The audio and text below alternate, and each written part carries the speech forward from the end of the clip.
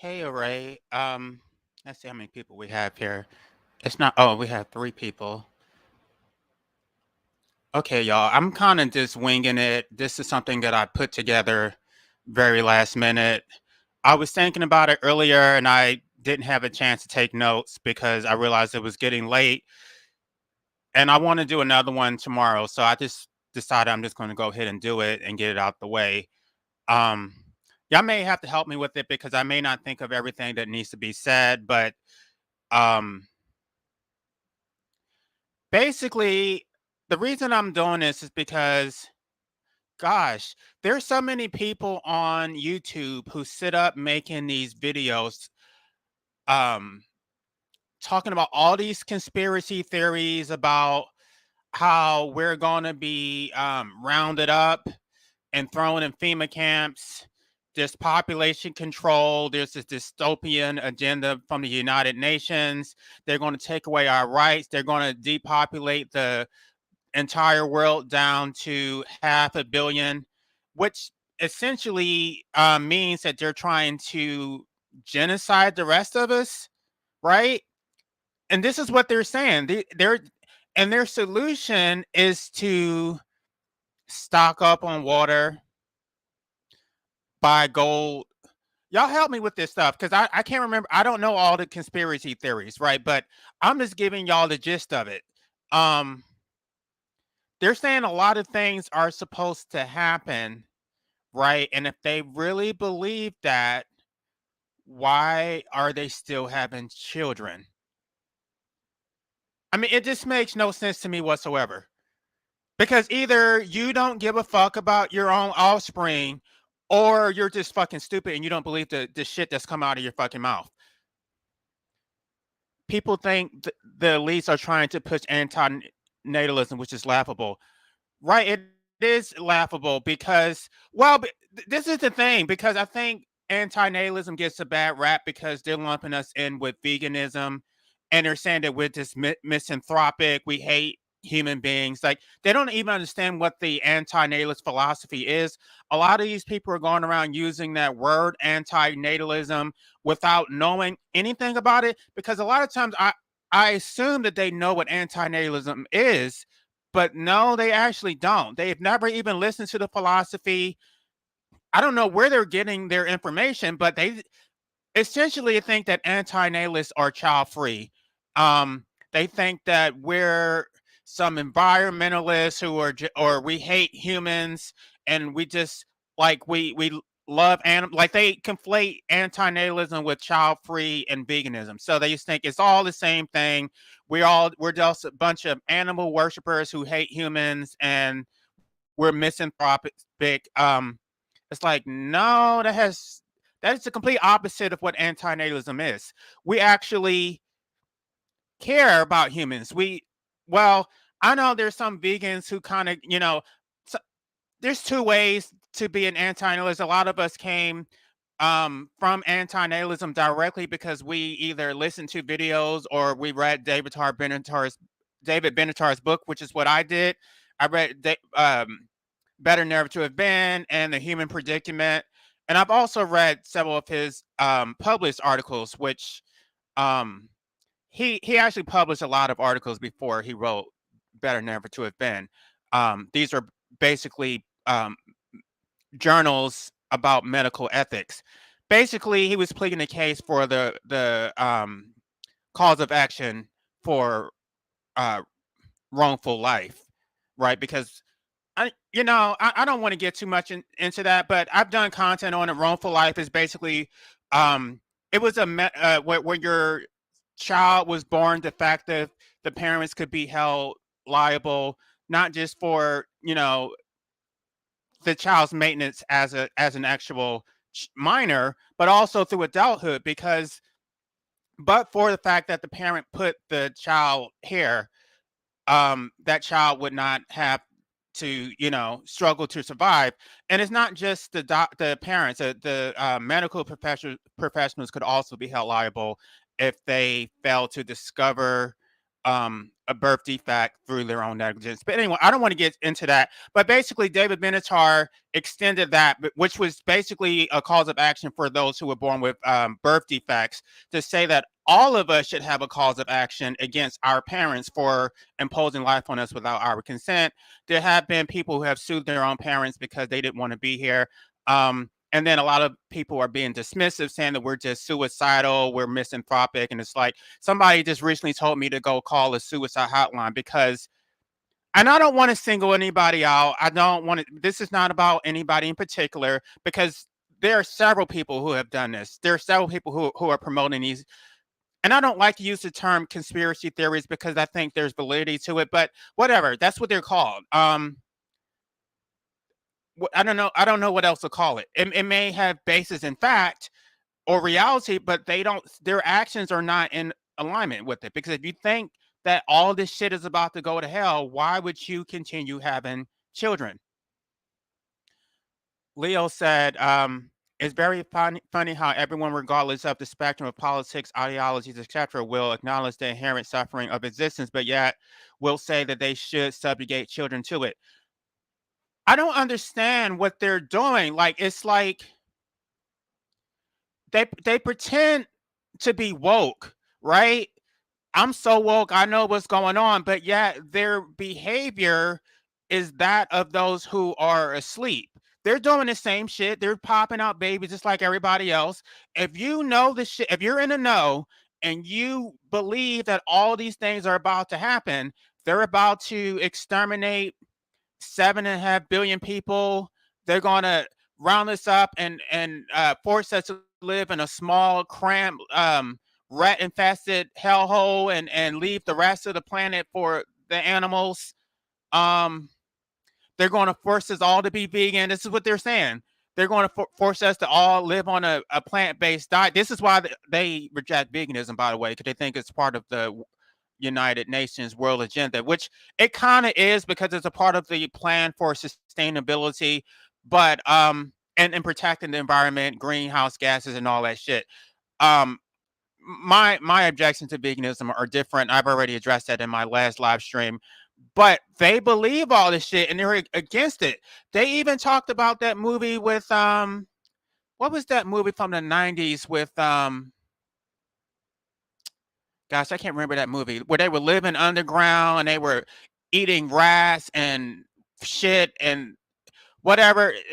Was it Demolition Man or something? I think that's what it's called. Anyway, they're saying that that's about to become our reality, that we're about to be living in the sewers, hiding from the government, eating rat burgers and shit, and yet they still want to have some fucking babies. And these people, again, they pretend like they're woke, and their solution, again, is to stockpile water. They're going to get guns, and they're going around saying that everybody else is stupid because, oh, I'm prepared. I got my water stockpile. Do you have 100 years worth of water stockpile? Because you just created a whole damn child. So what is that child supposed to drink for the duration of his or her life? What is that child supposed to eat for the duration of his or her life? Who's going to protect that child? You can't even protect your damn self, but yet you're going to have a damn child. I'm trying to figure out. It's a whole disconnect. It seems very disjointed. They're saying all this shit, but they're still having babies, and I'm not hearing any fucking solutions. Do you have a fucking private militia that you're forming? Do you, do you have some information that we don't know? Like, if you know what you're saying and you believe it's true, why would you still have babies? But at the end of the day, they're not woke, and what they're going to do the same thing that everybody else does, which is basically just drop them into hell and then leave their children to fend for themselves. They don't have a fucking plan. They're just going to dump their children off into the world and then hope for the best because their toxic positivity, their optimism is just as irrational as fucking praying to a fucking sky god. It's just they're just going to cross their fingers and hope for the best, even though they're telling us that all this shit is. This is the reason why you have to embrace the philosophy of pessimism, right? Pessimism, we don't know for sure that all these things are going to happen, right? We don't know for sure that, I mean, they have thrown hints, but we don't know for sure. But as a pessimist, we believe in the worst. We make decisions based on the worst case scenario. So whether it's actually going to happen or not, we're going to act as if it is going to happen and not throw some fucking children into this fucking hellscape who we can't even protect when we can't even protect our own fucking selves. These people are so fucking ridiculous. Let me read some of these comments because I'm getting a little bit far down. So true. The title is funny as fuck. Y'all seen the news about Japan? I changed the title like 5 times. I didn't know what to call it. I may even change the title after this live stream is done. By the way, let me post a link again if anybody wants to come up. People also think the LGBTQ are trying to sexualize kids. Why have kids if you think they're being indoctrinated and sexualized? Well, they think the whole system is against them. They think there's this whole agenda that the gays are in on it. We're trying to oppress straight people, even though they're oppressing us, which I'm going to do content about that Uganda shit. But anyway, I don't want to get off topic. But yeah, they're pretending that homophobia is over, but no, it's not over. We have a long way to go. They're still trying to round up gay people and kill them and sentence them to a lifetime imprisonment. Like, what the fuck? This is fucking 2023, and we're still dealing with this shit. And they're saying that it's over. We need to stop with our rainbow flags and stop with the parades and shit. No, this shit is long. This shit is far from over. Anyway, that's for another topic. I 100% agree with you, Jay. They don't seem to care about the child. I've seen so many parents who dismiss the suffering of their children so that they can get the cute family moments. They don't care about their own fucking children, but they want to make it seem like you're attacking them, like you're doing something wrong to them. Like, oh, I just want to have a cute little baby because I want to provide this baby a loving home. And it's just like, you fucking idiot. That's not what you're doing at all. You are creating a complete human being who will spend most of his life as an adult, not as a fucking child. Even as a child, you can't even protect the child at that point. But as an adult, there's so many variables that are completely out of your control. I mean, one of the main reasons that I don't want to be here, and I think that it's just because I'm depressed and I have low self-esteem. No, it's because I don't want to be the fucking government's bitch. I'm tired of being harassed when I go to the fucking grocery store. I'm tired of these fucking ordinances. I'm tired of having to go to work and be somebody's bitch. I'm tired of all that shit. And I wouldn't have to be somebody's bitch if I wasn't put into the system involuntarily. And then of course these parents never have a plan, right? Because they think they're only responsible for you until the age of 18. So they never thought about the long-term consequences of their action. They never thought about what kind of life is my child going to have? What are they going to do for an occupation? Because back in the day, people would actually consider that. They would have a family trade and they would plan everything out. But no, I'm only responsible for my child until the age of 18. Then I'm going to kick them the fuck out because all I wanted was a cute little baby to validate my existence. Because without a fucking baby, I already knew that I was fucking worthless. But because I'm a mother or I'm a father, now all of a sudden my life has meaning. No, the fuck it doesn't. And that child did not agree to validate you as a human being. That's not your child's responsibility. And that's the reason why a lot of these parents abuse their children in the first place, because they expected their child to validate them. And then when they don't, it's like, oh, you're such a disappointment. That is a unilateral contract. I got nothing out of it. You bred me into hell to fucking validate you, and all I got was a fucking unilateral duty that was imposed on me from birth. What the fuck did I get out of this shit? Oh, I gave you life. No, what you gave me was suffering and death. That's all you gave me, and you can take all that shit back. As a matter of fact, since you put me here, you should be responsible for fixing your own fucking mistake and putting me out my fucking misery. I shouldn't be forced to have to figure this shit out on my own, how I'm going to plan my own escape from this hellscape. I mean, my own. Yeah, I shouldn't have to plan that shit on my. That's fucking cruel. I shouldn't have to jump from a building. I shouldn't have to blow my own brains out. You fucking did it. You clean up your own fucking mess. Y'all, I'm on a rant. Let me post that link again because I'm gonna finish reading these comments, but then I wanna discuss how like the illogic of it. It makes no sense.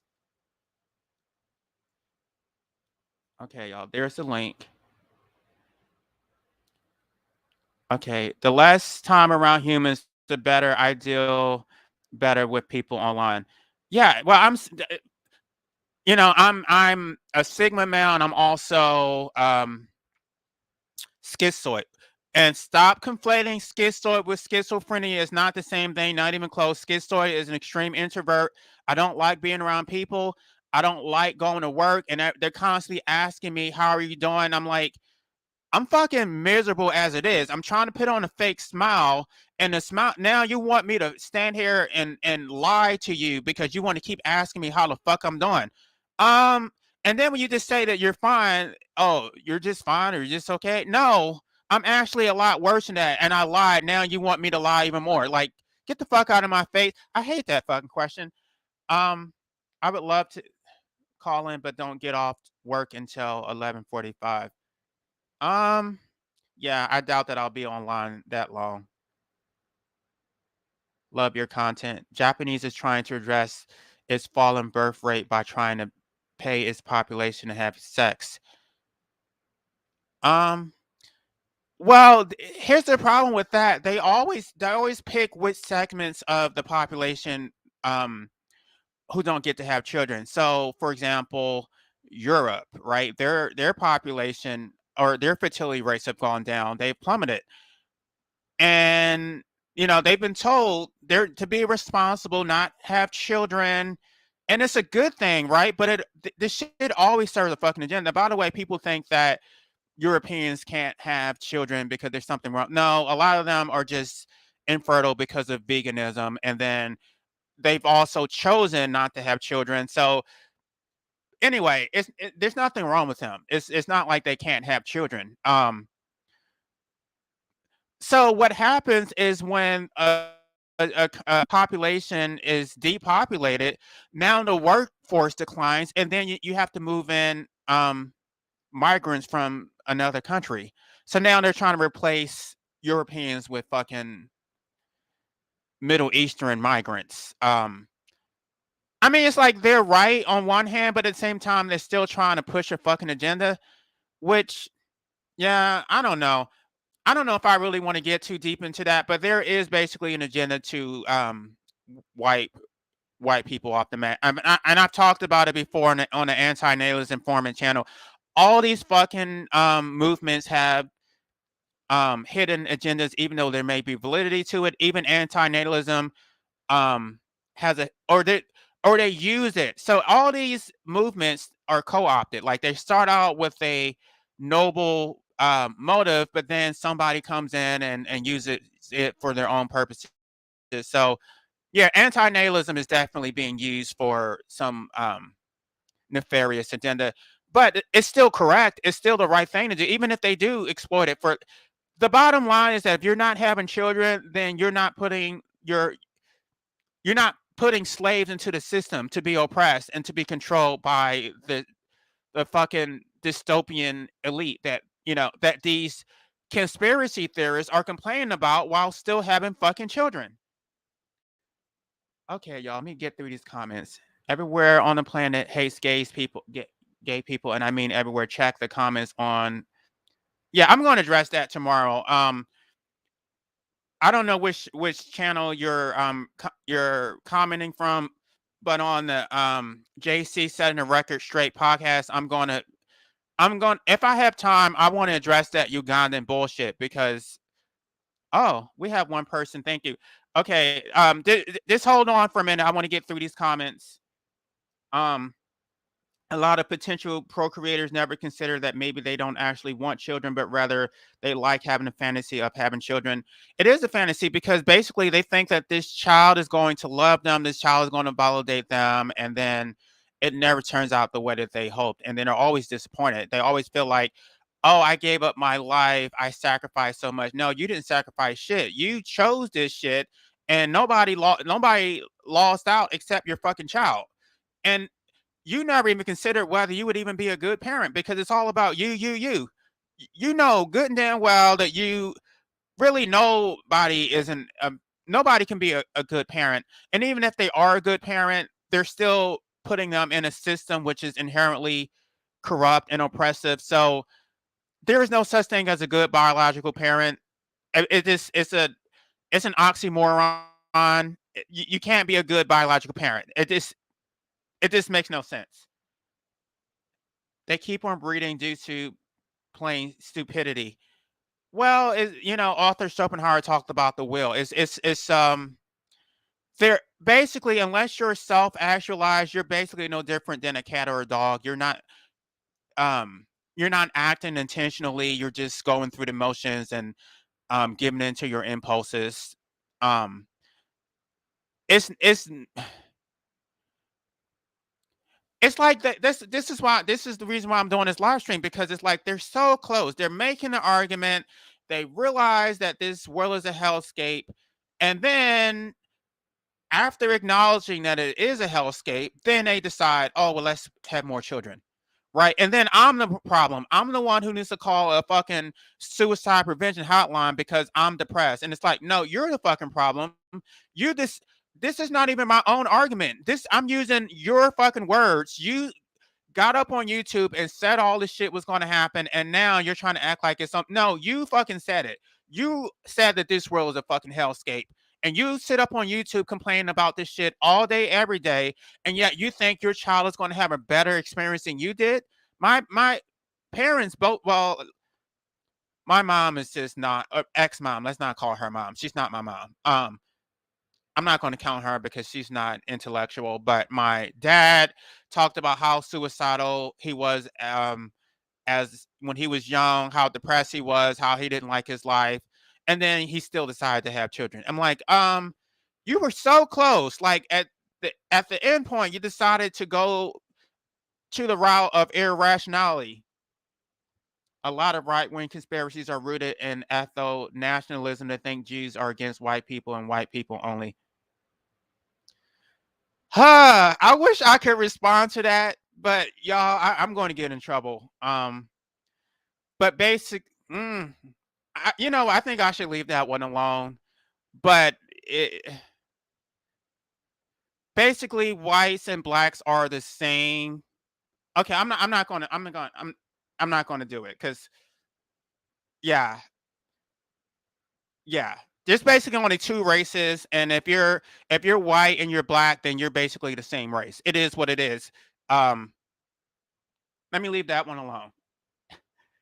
I hear a lot of people around me talk about how we must be hopeful to move forward, but it is illogical to be hopeful. We exist in an anthropic world with limited resources. Exactly. They don't even consider that shit. They don't think about, oh, well, the gas and oil reserves are being depleted. Who Land space, cost of housing is going up. Nope, cost of meat and eggs and all this shit that they're saying they don't want to go vegan, which I don't support veganism either, but I'm not having any fucking children. So what the fuck are your children supposed to eat when they drive up the cost of a carton of eggs up to $20? What's this news about Japan? I don't know. Maybe somebody come up here and talk about the Japan thing, because I don't know about that. Fuck imposition day tomorrow. I'm getting close to the end, so I can.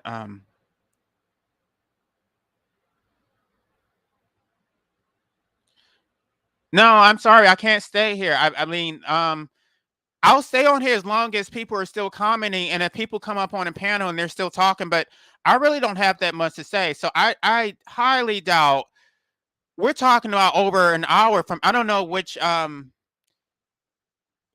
zone you're in, but 11:45.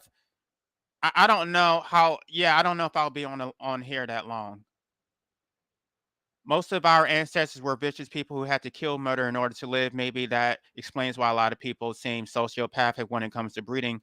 Yeah, they are. Well, yeah, they're narcissistic. They're just looking for narcissistic supply.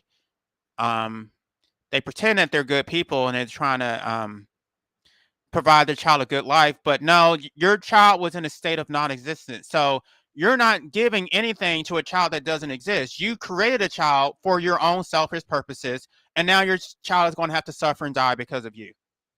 And y'all set up here making all these videos, right? Because what they always try to do is play ignorant. Oh, I didn't know any better. I didn't know that things were going to turn like this. No, you set up on YouTube. Gosh, I'm so sorry. I just lost that person who was trying to. I should have. Hopefully, he'll come back. But yeah, they set up making all these YouTube videos talking about how things are going to go terrible or go awry, and then when a child is here suffering, they always say, "Oh, I didn't know things were going to be like." No, you made whole YouTube videos explaining in detail exactly how things were going to play out, and then you decide to have children anyway. So when your child grows up and suffers, we're going to run those videos back of you saying that you knew the shit was going to happen, and yet you still decided to have children anyway. I apologize for the person who just left. If you come back up, I'll go ahead and add you. I was trying to get through these comments, but maybe I shouldn't read all of them. A lot of people see children as accessories. Well, what they see their children is basically children are basically a substitution for an accomplishment. So it's like I didn't do shit with my life, but I can at least have children, and then everyone's going to validate me and talk about how I'm a good mother, how I contributed to society when really I just took from society. Um, yeah, it's like, do you have any real accomplishments? Like anybody can make a fucking baby. A cat or a dog can do that shit. Like you're not fucking special. Mainly someone who looks to worship and depend on you. Okay, let me post that link again. Please come back. I'm sorry. I'm sorry for not adding you. I should have brought you up. Please come back if you're still here. Um, it's impossible to be a good parent in a capitalist society. Well, yeah, it's like you got a social security number. Your fucking everything you do is recorded and put on social media. Driver's license. You need a license for everything. Can't get a fucking job without a license from the fucking government. You fucking get pulled over by the police. Like this capitalistic bullshit. Which, by the way, this capitalistic bullshit is the reason why we have factory farming and why everything is so fucked up. But yet they want to impose life on children and force them to endure this bullshit. Okay, I have somebody up here. Let me just read a few more comments. Just the fact that evil psychos can have kids and abuse them and even unalive them is crazy. Even crazier is that they'll be put in foster homes. That can be a worse nightmare. All right. Child free thinker, asexual. How are you? Oh well, no, I shouldn't ask that. I hate that question myself. Yeah, But it's okay. Hopefully I don't get a call. I just had to get. I'm so glad I saw you. Damn, I gotta get on this call. Damn it. Go. I'll be right back. Okay. I was okay, hoping I'd get on here. Sorry no, about that. I'll I go gotta through take a these call. comments. Okay. Okay. Um, I don't agree. I can get it. I can't stand when people keep being nosy. No, speak on it. You can do the research yourself.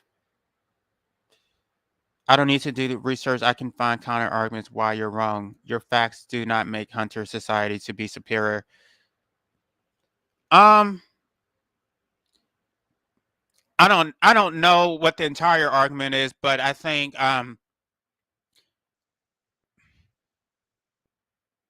primitive way of life, which John Stock Rousseau referred to as the state of nature, Okay. is hey, well, okay.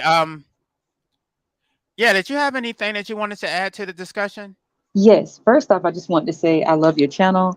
Um, And I saw you a while back. I think I saw you on a Illicit Mind. And as soon as I heard you going off, I was like, yes, that's what I like. I like to hear people when they go off. I like to hear the rawness. I like to hear it when you're just being truthful and not lying because I get so tired of seeing politically correct people just like knowing that they really want to say what's on their mind, but they say what people want to hear. So I really appreciate your content. And I just wanted, I heard you one video or two but back, and I think you were getting sort of like, I don't know, it sounded like you were getting sort of like, I don't want to say down, but people weren't really, I don't want to say showing the support. I won't say that, but I could tell you were sort of frustrated. I just wanted to tell you to please keep going. Don't ever stop making videos. don't stop making videos. Your content is awesome. Now, what I want to add to exactly what you're talking about the stupidity of breeding and bringing people in the hill when it's full enough, and people having to validate their existence based upon their vaginas and their balls.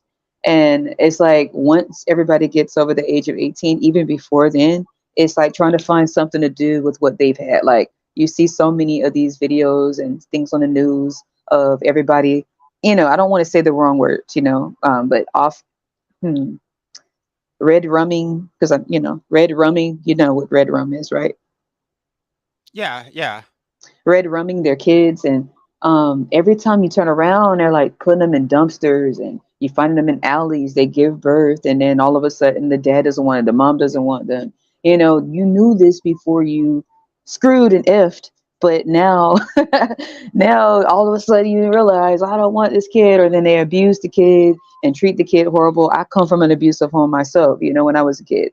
I don't want kids ever. I'm asexual, so I know what it feels like. It doesn't feel good at all. But for the life of me, I don't understand why people keep doing this and why they get mad at us, whether it's LGBT, whether we're asexual, whether they're bisexual, whether they're heterosexual. And we choose our own destinies. We want to live in peace. It's bad enough we didn't ask to be here. But now everybody is like looking at us to blame. And we're not creating the wars. We're not creating kids to abuse. We're not doing these things. We're just minding our business and trying to figure this dumb shit out. Excuse me.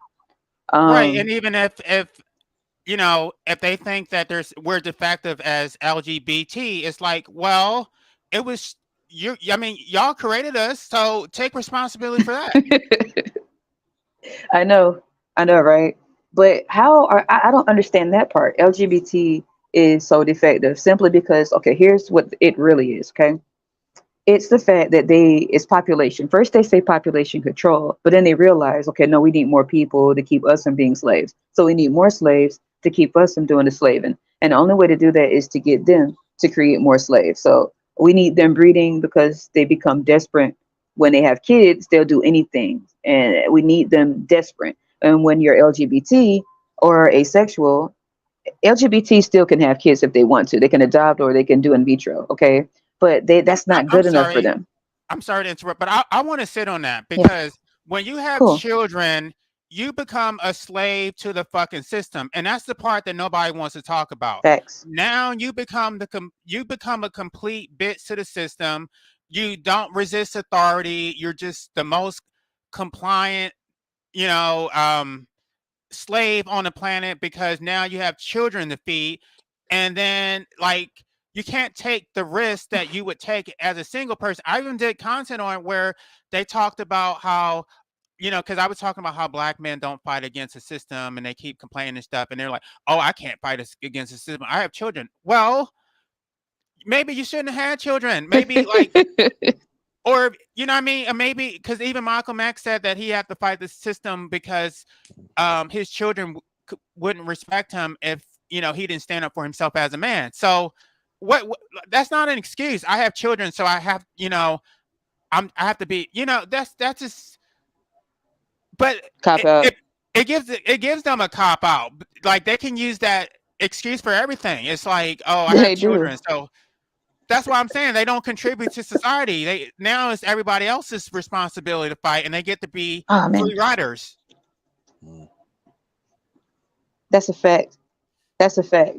And man, you just don't. I wish you had got on here a little bit later, because I'm like talking in between calls. So if I get quiet, please, like, excuse me. I No, just was like, I saw you pop up on a notification. I'm like, here's my chance to get up in here because I've got it. I've got you when I heard you on that Illicit Mind podcast, and y'all were going off, and it was hilarious. It was hilarious because it was so true. And I wanted to hop to the screen and join in. And I was like, damn. And I was working, right?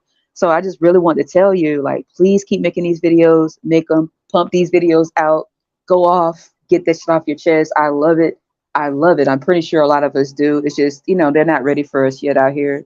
They're not ready for our logical mindsets. They're not ready for our truth. They're not ready for saying the things that they wish they could say, but because they have kids, they can't say it, and they know they effed up. So when they hear us say it, and they're like, they're irritated at the fact that we exist. They're irritated at the fact that we think for ourselves. They're irritated at the fact that we have choices. and we actually know it.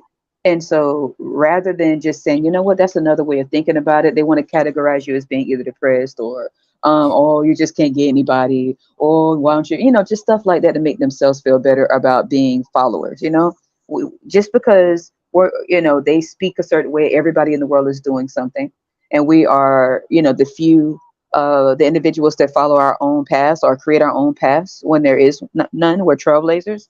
God damn, I'll be right back. Okay. Yeah, and talking about speaking your mind, like I had reservations about speaking out against veganism, and I finally did it. I feel so much better. I'm tired of walking on eggshells and not saying shit. It is what it is, and I need to stop doing that. But I thought if I spoke against veganism, I was going to lose subscribers, but really I didn't. So I'm glad that I finally got it off my chest. But anyway, we have CM up here. CM, are you there? Yeah, I'm here, man. Oh, hi. What's up? What's up? Oh wait, no, I shouldn't ask that because you know how it is. Like you mentioned, like you don't like that question, but I totally understand, man. But a lot of people, can I just touch on that quickly? A lot of people, when you ask like, "Hey, how you doing?" or "How's it going?" like when people ask you that question, they expect a politically correct answer. It's like if you Thanks. expect a politically correct answer, then why ask in the first place? What was the point? Exactly, because I can't answer it honestly, especially if I'm at work. I can't say, "Oh, I Like you can't." can't be honest about how you truly feel. It's like why ask the question in the first place? Those Thank type of you. people, they lack It's critical thinking. it's insincere and it's rhetorical, but they Hmm. don't even think about it. That's the problem. A lot of people don't think. They don't use critical thinking. They just do before they think. Facts. Right. And yes, I'm an anti-natalist as Me well. too. Yeah, it's like at the end of the day, it doesn't make sense to bring life into this It's world that never. it's dumb as hell. It's just like at the end of the day, you know, it doesn't make sense to bring life into this world that never asked to be born. It's not. It's unfair. I would go as far as to say it's unfair because not what makes it worse is not only did people not ask to be born, but once you have brought life into this world that never asked to be born, then they're stuck in this world. You cannot undo their existence. You can't undo it. They don't have a magic button that they can just press and magically return to non-existence. You guys get what I'm saying? And so Yes. when that situation happens, all of a sudden the parents want to say, "Oh, suck it up." I'm like, you brought them into this world. Now you're telling them They to should suck have it up. sucked it up and we wouldn't be Well, here. well, they tell you to go to a suicide hotline as if that's going to fix anything. Right. And let me touch on the suicide thing. Right. So this is I wanna say this to the people who tell antinatalists, like I don't know if you guys have heard this phrase. Why don't you go off yourself? Right. This is my response. All right. The reason I'm not going to off myself is because I'm not going to risk inflicting pain on myself trying to off myself just because someone doesn't like a certain philosophy or simply because someone doesn't like something that I said. You know what I'm saying? But also, another thing, I can't guarantee that I'll experience death if, let's say, I jump off a cliff, for example. What if I become paralyzed? What if I become a vegetable? Do you know what I'm saying? I'll just make my life even worse than it already is. Yeah, I'm going to do content on bot suicide attempts because I'm tired of that argument myself. Oh right, yeah. But I've already, I have so many responses to that. I even made a video about that. Like here are some responses you can use when people tell antinatalists, "Oh, why don't you off yourself?" I've given many reasons why I wouldn't do it. What's the name of your channel? Oh, it's called Just Speaking My Mind. Oh, I think I've seen some of your videos, but let me make sure I'm subscribed. Oh, okay. Oh, you have. All right. Yeah. Cool. I Cool. just wanted to say something. Go for it. I did have a channel. I'm not on here for that. I literally did just I get so excited when I see other child free people, antinatalists, whether you're men or women, I get excited. So I'm not on here for that. Not to promote it all. As a matter of fact, I had a lot of videos and I deleted them all because I got frustrated. I don't know what I was thinking. But every now and then I get on and I look around for people like you all because we're so rare and we're so few. And when I hear you all going off, you have no idea. I have the hugest smile on my face because I'm like, hell yeah. Hold on one sec. I'll be right back. Damn it. So yeah, uh, a lot of people, man, they just, they recognize that this is the way the world is. I don't know if you heard this. There are a lot of people that will literally say out their own mouths, this world is evil. There's suffering in this world. You're gonna suffer. That's life. And I'm like, if you recognize that that is life, then where is the logic in bringing life into this world when you know that this is the way the world is? It doesn't make sense at all. Because they think the next generation is going to fix it. They think the next generation is going to make things better. Why can't we do it? Why? Well, not me. Obviously, I didn't ask to be born, but I'm like the people who have that mindset that, oh, if I have children, they can, basically fix our own problems. I'm like, why don't you? I've heard people Facts. say, I've heard people say, what really annoys me, right, is when people who are thinking about having children, they use religion or God as an excuse to have children. That annoys me, in my opinion, right? It's like, oh, I'm gonna have children, so that they could spread the word of God. I'm like, huh? To spread why can't you spread the word? Why can't you spread the word? Why do you need a child to spread the word of God when you can spread the word? Whatever they're talking about. You get my point? You get my point? Doesn't make sense. Right. It doesn't make sense. To spread the word for what? And then the child, I mean, if you believe that, then the child is more likely to go to hell than to go to heaven anyway. Oh, you just reminded me, bro. You just reminded me. This whole concept of heaven and hell. It's like, so another thing, if you recognize that there is heaven and hell, I'm not saying it exists, Don't but do I'm just it. saying, listen, I'm not religious, so I'm just putting out there. Me But anyway, either. yeah, exactly. So when people who believe in heaven and hell, right? It's like, if you believe in heaven and hell, why put your child at risk of potentially going to hell? I'm sorry. No, yeah, it's it is funny. It is funny. Like, it's because it's ridiculous. Like, you recognize there's a chance. You can't guarantee that child will go to heaven. If, let's say, if there is one, or hell, you can't guarantee it. We don't know what's gonna. That's another thing. We don't know what's gonna happen. Some people say we don't know what's gonna happen after we die. They do that because they love us. That's why they love us so much that they want to give us a chance at life, and it's so we can like, spread the word, and and again, why can't they do that themselves? Why does the future generation have to, be responsible for the chaos that the previous generation created?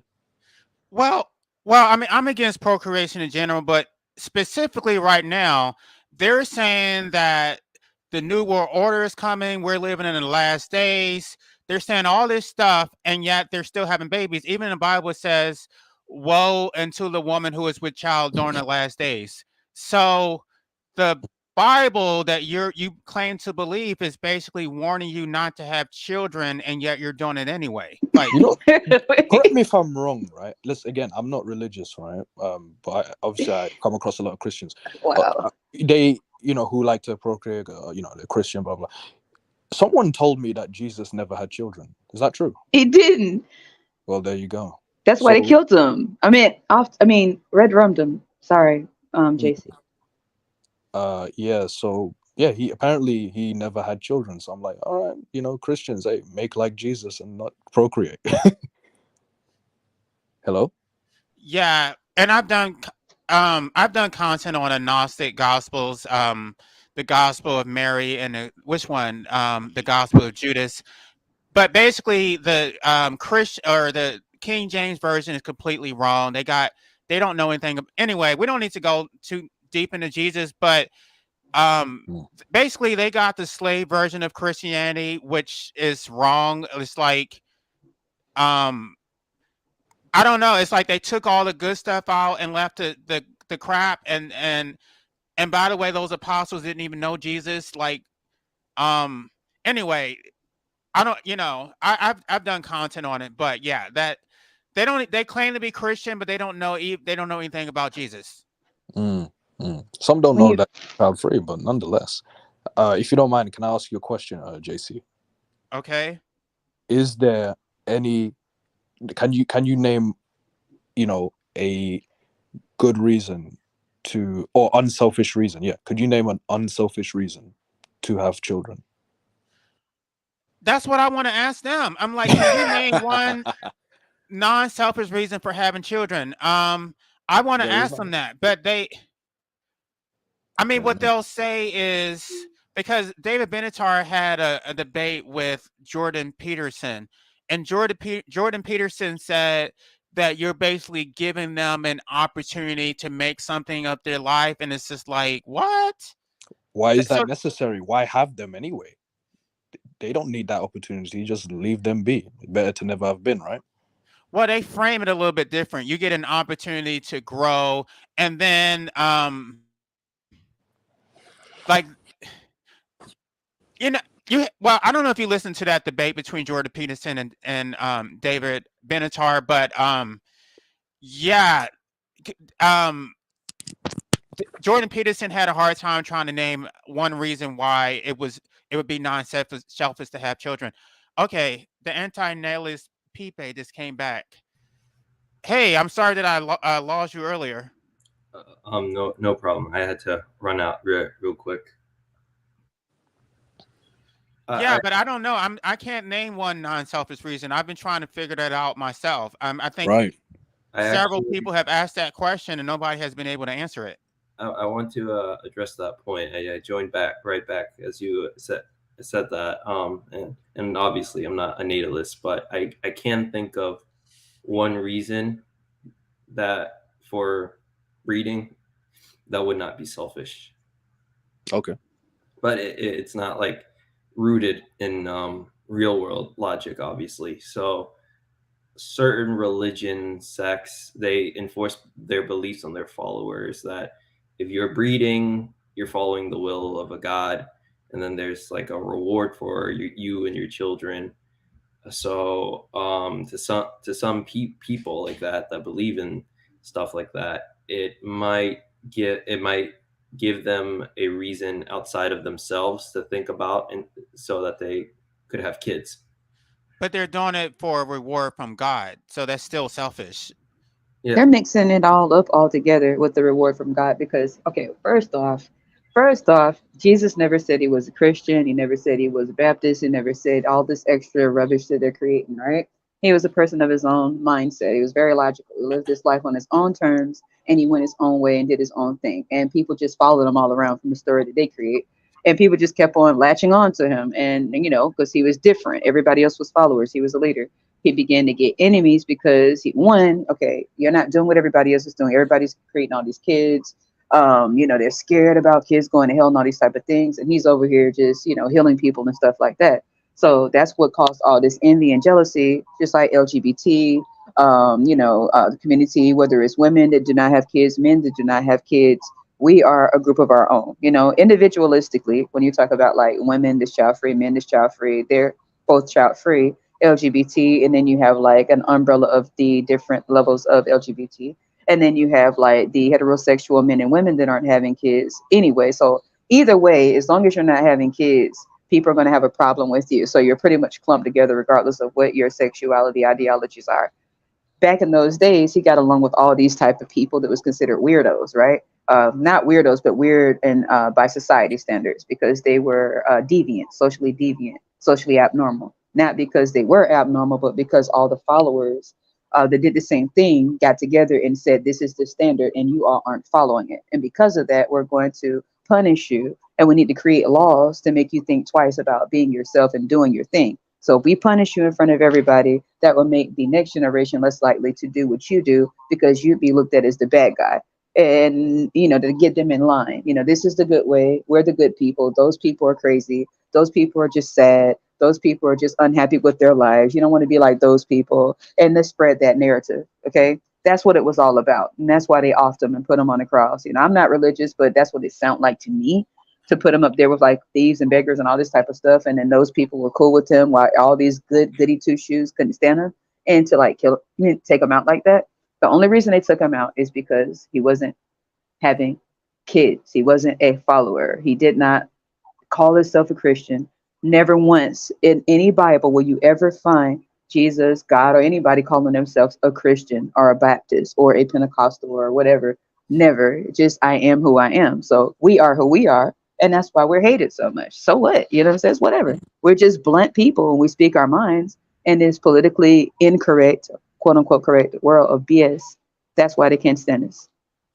Hmm. Well, the Gnostic Christians were against procreation, and that's the reason why they were declared heretics. And then they decided to exclude those Gnostic gospels from the Bible and include the nonsense that we're stuck with now. But anti-natalist Pipe, I assume that you were talking or you were referring to Eastern religions that believe in reincarnation. Is that what Yeah. you were talking about? Yeah. And it's because I have a background in that. My mother would often say, if I didn't have you, someone else would have, and Right, because I'm sorry, go ahead. I just wanted to explain their sort of Ponzi scheme, for lack of a better word, a little bit. So in the Buddhist cosmology and Hindu cosmology, God is bored. So he split himself into a bunch of souls, and basically your suffering is his enjoyment. He just like laughs at you suffering. And so, most people actually get reincarnated into hell. And very rarely a few beings actually end up on Earth or in a higher realm.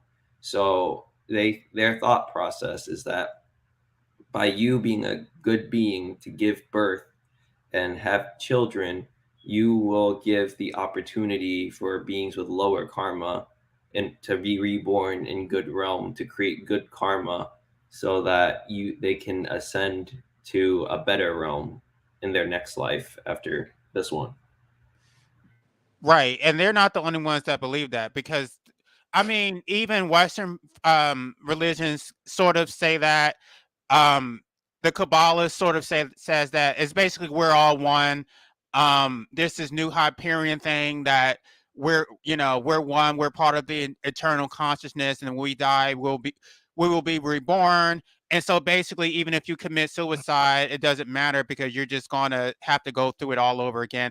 It's just basically more enslavement. They try to package it as liberation, but at the end of the day, it's like you still have to be a slave in this life in order to live a better life or a better afterlife or a better reincarnation. Like all these religions keep you enslaved, and Hmm. so I they try to package it as one is better. It's like, oh well, we're not Christian, but it's like it's the same shit. It's the same shit. Hmm. And they put fear in people's minds as well. Like religion, it really does make people fearful. Thank God I'm not religious because, have you noticed that a lot of people who aren't religious, like they tend to be less fearful compared to those who are religious? Well, but even the ones who are not religious, they're repackaging it as something else. They're calling it the universe or some new age version, which is supposed to be non-religious, but they still believe in. I'm not religious, but I'm spiritual, and it's Spiritual, all still, right, yeah, you got a point. yeah, I it's the same thing. Yeah, oh You're yeah, just not well, calling it Jesus. I I, hear uh, you. I agree with you. Sorry to cut you off, CM. I just wanted to say real quick that no longer believe in this. It was a great source of pain and trauma for me. But at the end of the day, I do acknowledge that if you get indoctrinated in such a mindset, that might be a potentially non-selfish thing, to believe in for giving birth to children. But overall, yeah, it's more of the same Ponzi scheme, just with a slight change, which I hope it is just that. It's just a scam and it's not real. Oh yeah, Uh, life's a scam. Okay, but they're saying that the UN agenda is to enforce population control by 2030, and all this stuff is supposed to be happening in the near future, and they're still having children. That's what the part I don't understand. If you really believe that, why would you have children? Well, that's like I can't speak for the Christian perspective. I agreed in the chat that was stupid, but in the Eastern religion, it's that you have to burn through your bad karma. So they put you in a good realm so that you have a chance to burn through your bad karma and then go to a better realm after you die, hopefully. Okay, but Mormons basically believe the same thing. Who else? The Kabbalah. Um, I can't think of anything else, but yeah, they all basically believe the same stuff. Uh, well, the Kabbalah and Mormonism, they all assume that you're created, like when your parents have sex or something, you're created, or like you were already in heaven. Right. In the Eastern religion, it assumes that most people are going to hell. Like yeah, and it's they're very stringent and strict about it. Like if you could be a good person your entire life, like be the best person that everyone knows, give save orphans from burning buildings, etc., etc. But when you die, if you are unhappy, you will go to hell. Like R- the same mosquito lands on your arm and makes you itchy, you will o- go to hell. Yeah, I'm not. What the part that I mean is the same, is that they basically believe that the parent is not responsible for creating a life because you already existed, and a lot of them will say that you consented to life before you were born, and then they'll say you consented to life, you just can't remember.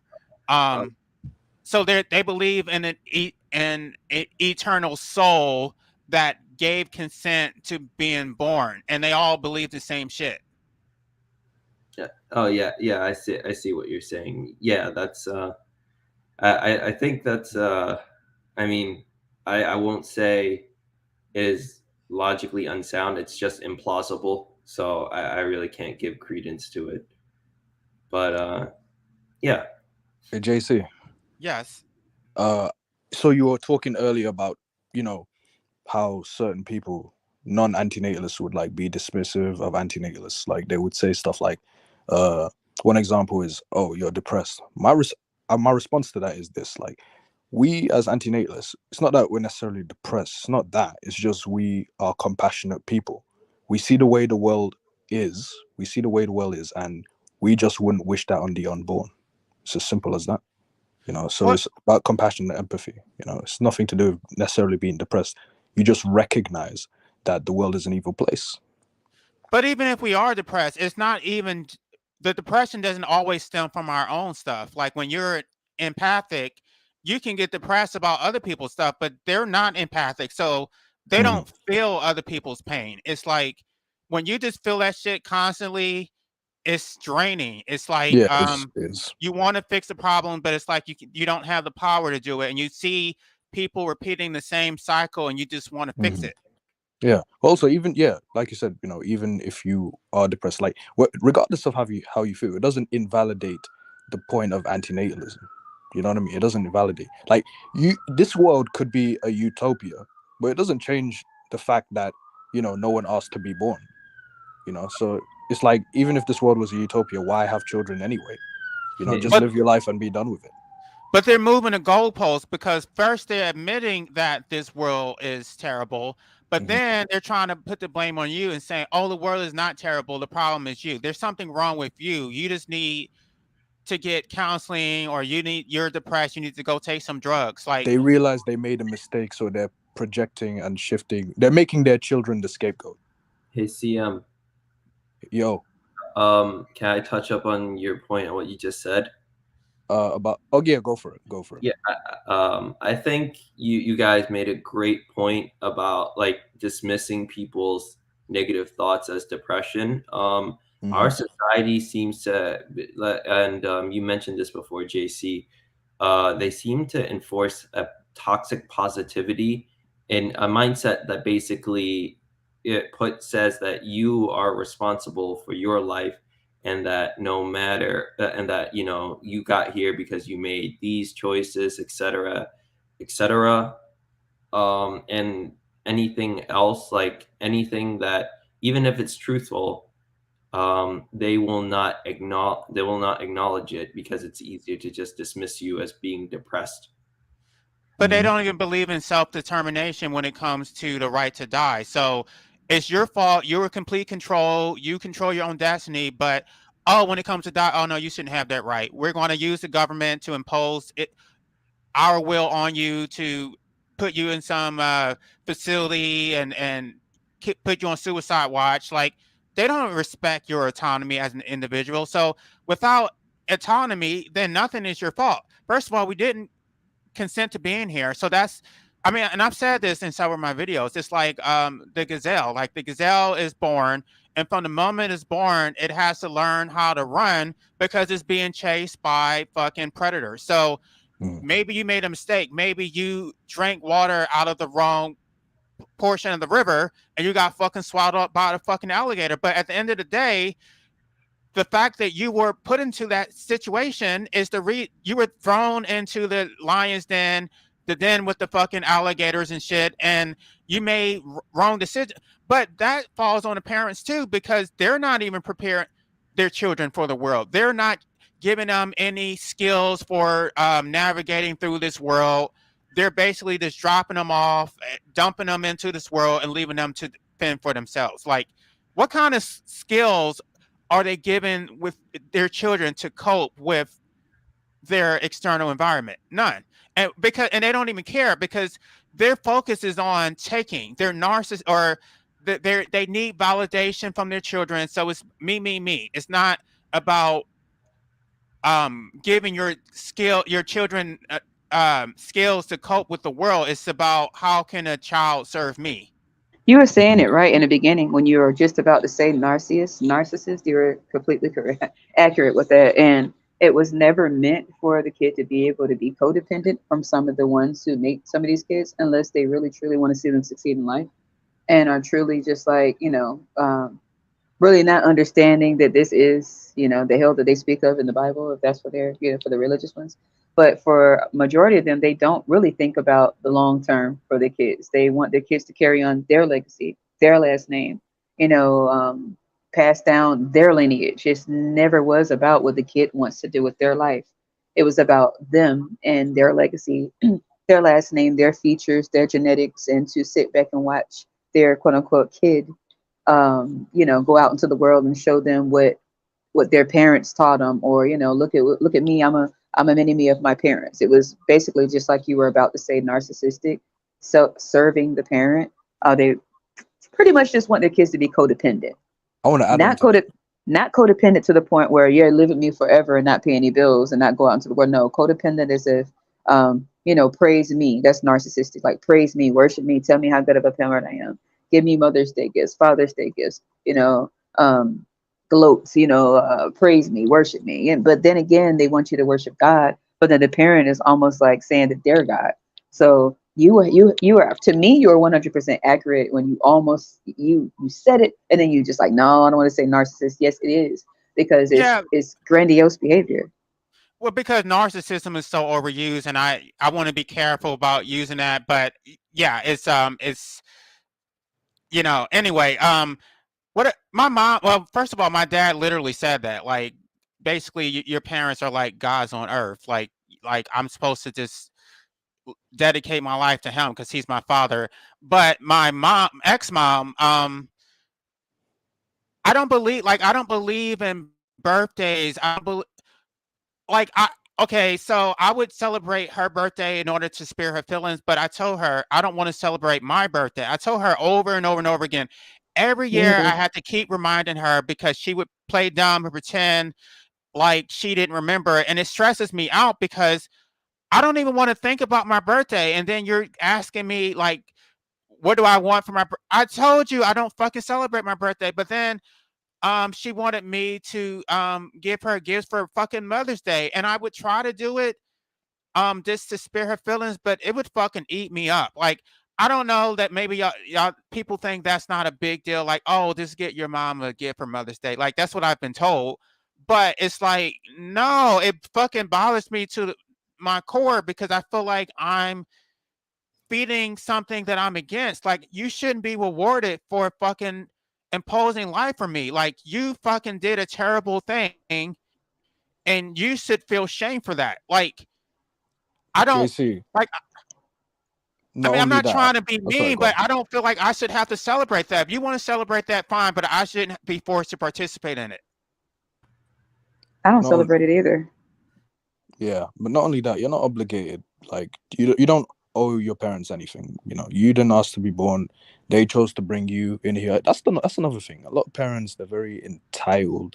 Like, they chose to have you, and they feel like you owe them something. Yet they are the ones who say life is a gift. Well, if life is a gift, then why do you feel like your children owe you? Doesn't that Hmm. defeat the purpose of a gift? If life is a gift, And think then about it. Doesn't that defeat the purpose of a gift? You're gifting someone something, but you feel like they owe you. That's not a gift. If they're gifting us something, how about they go ahead and before they start it, I mean, before they start, not say that, before they bring us here, why don't they just set up all this money and just pile it up since they know that nothing is free in this world, Mm. nothing, not even our identities, not even what we want to say, because you can get, what do they call, cancel in this world, cancel culture, just for saying what you want to say and it offends people. So why don't, if it's such a gift, why don't they gift anything to the kids that they bring here? Because when we Also, get here, it's about 9 to 5, taxes. You got to remember your social. And the only reason you need to know that is because you're going to need to pay taxes. You have a name, but your name isn't really recognized. You're just another number in a job. If they could really replace your name with a number, they would. And to be honest, it is, because when they, do the little payroll, it's really a number there. Your name is irrelevant. Your name is only relevant if you're the one bringing all the dough to the company. But for the most part, you're just another number. Therefore, if they say life is a gift, then why don't they gift us with something to be able to live and survive in this life without us starting from square one? Some parents do. Some parents do set their kids up, but mhm, really it's a reflection on them. Oh, look what I did. Look, that right there is me. Look at those kids. They are a product of me. It's yeah, just like, bragging rights. you get what I'm saying? Yeah, bragging rights. Like, it is. So I agree with what you said there. Like, life is a gift. Why don't they have anything to give? And I know it sounds selfish. Some people would just argue it with me and say, well, that's selfish. Why do they have to give you something? You don't, No, it's not why do they? selfish. It's not selfish. You didn't ask to be born, so it's their responsibility to look after what they've created. So you're not the one who's selfish. In fact, Facts. yeah, it's as simple as that. And also, you mentioned something earlier about the legacy thing. Like, especially the fathers, they're the main ones I hear talking about legacy. Like, I want my son. They usually talk about the sons. To continue my legacy. I'm like, that really proves how narcissistic a lot of them are, because it's like, it shows that they don't see their sons or daughters as like their own individual selves, but rather, like a extension of themselves, if you know what I mean. Like, it's like, why can't they have their own legacy? Should they have children? Like, why can't your children have their own legacy? Why do they have to continue your legacy? Well, that's the reason why they're oppressing gay people, because they're trying to force gay people to build a legacy for their fathers. That's all it is. They Mhm. don't they're afraid of their own annihilation, and so they think that by being gay, their children are not procreating, they're not going to carry on their last name, and so basically the fathers are going to die and not be remembered, and that's their ultimate fear. My thing is, if the fathers die, or if anybody dies, so what? That's another thing. People are afraid of extinction. I'm like, I've asked people, if we go extinct, so what? What's the worst case? No, what is the problem with extinction? And people struggle to answer that question. What is the problem with extinction?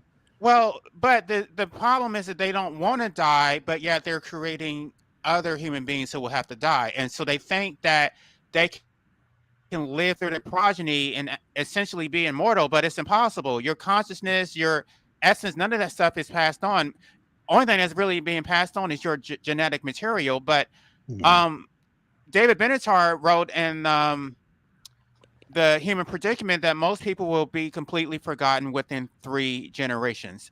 So your children will remember you, your grandchildren, and at most maybe your great grandchildren if you live long enough. But after that, you're completely forgotten.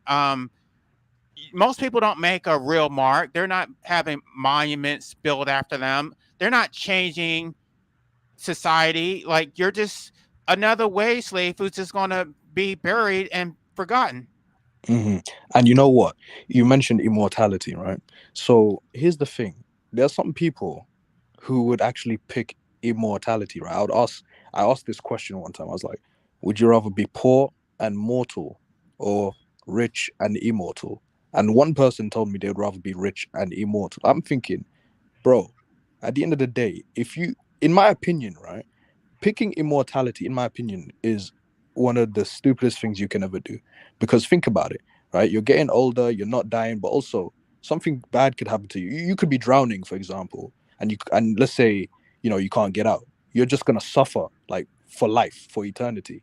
Like you're not gonna, you can't die. You know what I'm saying? That's something a lot of people don't think about. They just think, oh, I'm gonna live long, but think about the consequences. Like, what if someone harms you, but you can't experience death because you're immortal? Do you guys get where I'm coming from? Yeah. Yes. Hmm. Right. So would you guys pick, which one would you rather pick? Immortality and being rich, or would you rather, be poor and mortal? I mean, assuming Either. we're all going nowhere, I'd go poor and mortal. Same. I said the same I'm the thing. same, because Yeah. that would be the end of it. I want this shit to be over. I'm not trying to be here forever. We said the same damn thing, all of us. Yeah, yeah, It's yeah, because we're critical thinkers. but people have Facts. this inherent addiction to what I call an addiction to life. Because if you look at it, no matter how much of a shitty situation they're in, they'll always try to find some weird cope to justify living. Hmm. And, Right. And you know what? About the whole, what was it?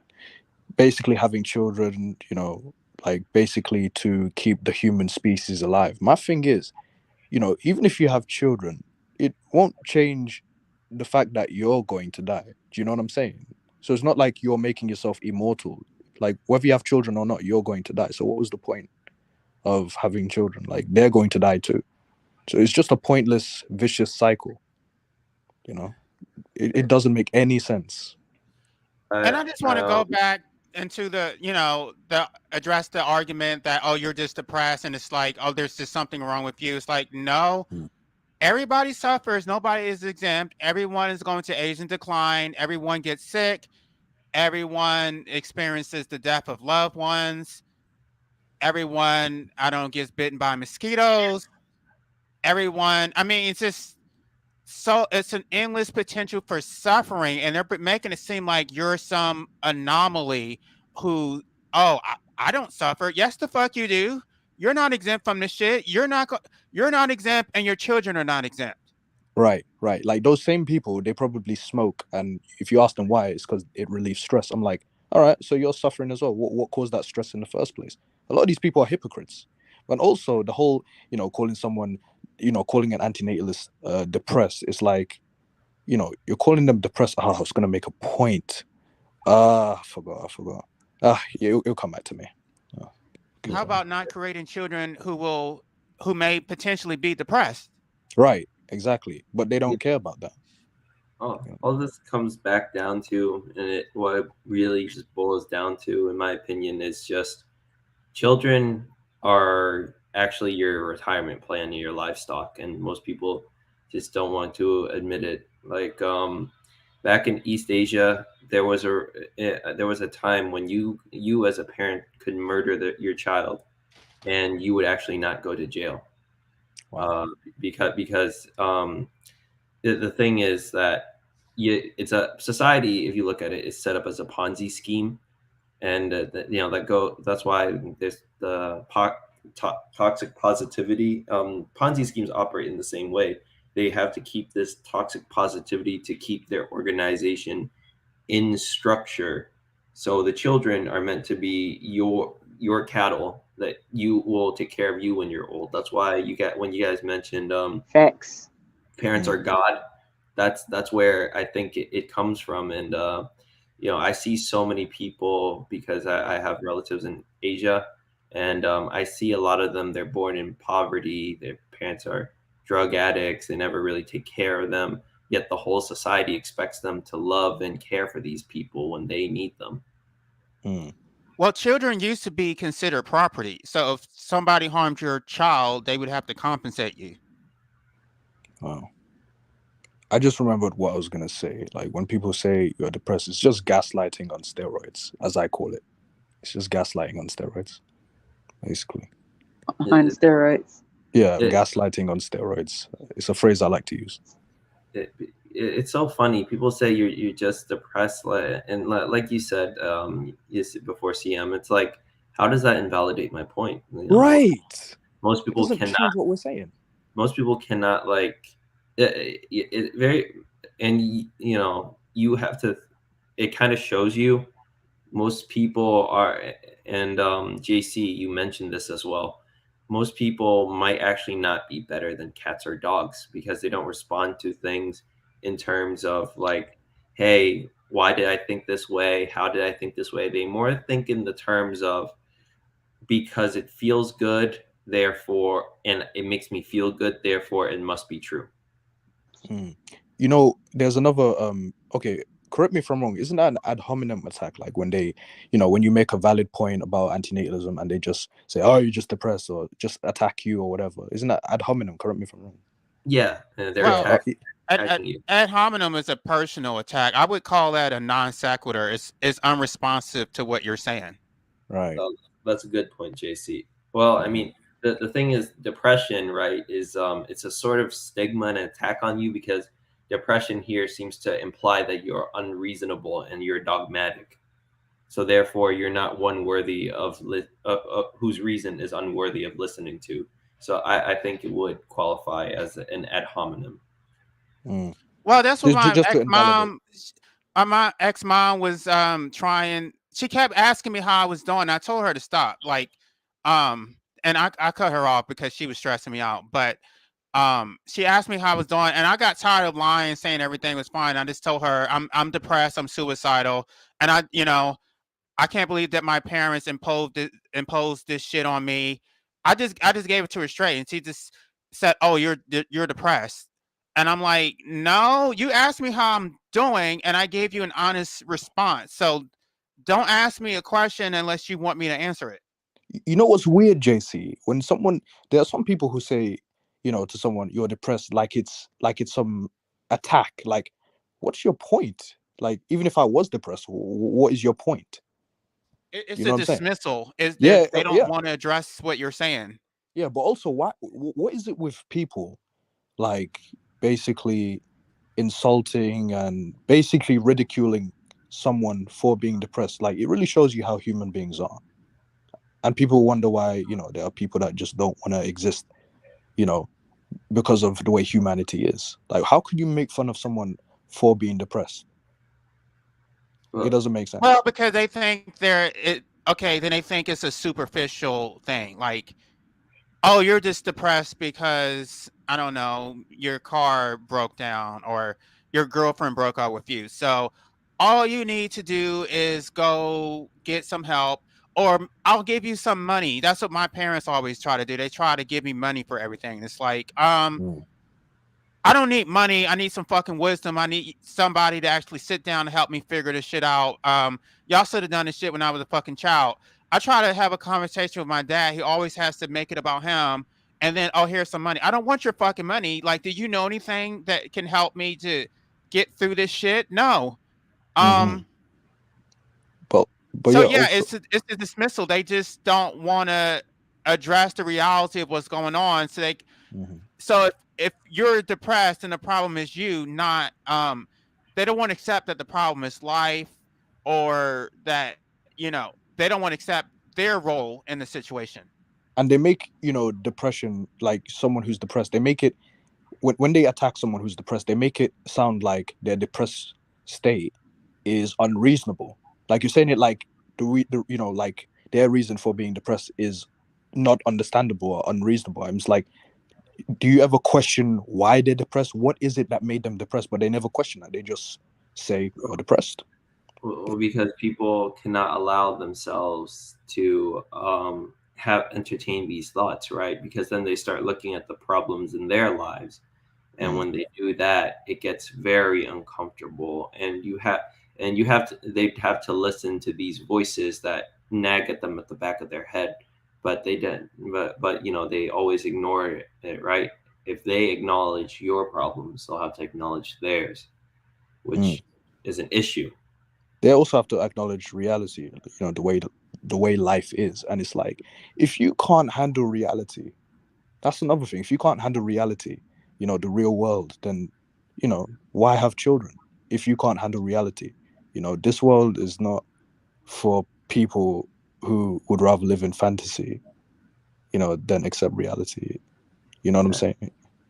JC mentioned a funny thing a while back about the New Age weird spiritual movement, which I think you guys have probably encountered it, where people talk about manifestation and all that, and it's very funny because I think most people adopt magical thinking in a way, even if they say they're not religious. They don't believe in God, but they believe in manifestation. And Positive thinking. yeah, and if that stuff really worked, why is there suffering in the world in the first place? It's quite ridiculous. But no offense to anyone out there who believes in that, but yeah, like Oh. people need magic. Mm-hmm. I'll say this, right? Something that came to mind. So regarding work, we were born into this world, didn't ask to be born, and now we have to work and sleep most of our lives. Now, this is my personal opinion. Not that anyone may you can agree or disagree, but me personally, right? I don't like it when people say or jump to conclusions that if someone doesn't want to work, emphasis on want, because I know we have to in order to provide ourselves with essentials like paying for rent, etc. But yeah, people say, "Oh, you're lazy," and it's like, it's not laziness. It's basically about interest, in my opinion. There's a difference between laziness versus interest. Work is uninteresting.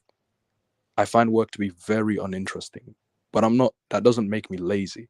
You know what I mean? Like, I'm sure you guys have hobbies, one or two that you like. You would even do, in your own spare time, your own free time. You're not lazy doing that. So it really shows it's mainly about interest. A lot of people need to take that into consideration.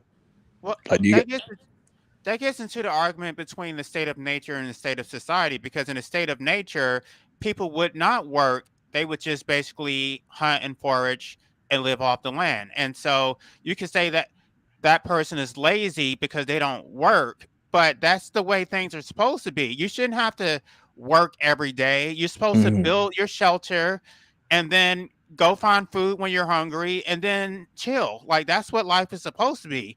But mhm. because this is the way that things are now, we're in a state of society, people think that this is normal and it's not. Right.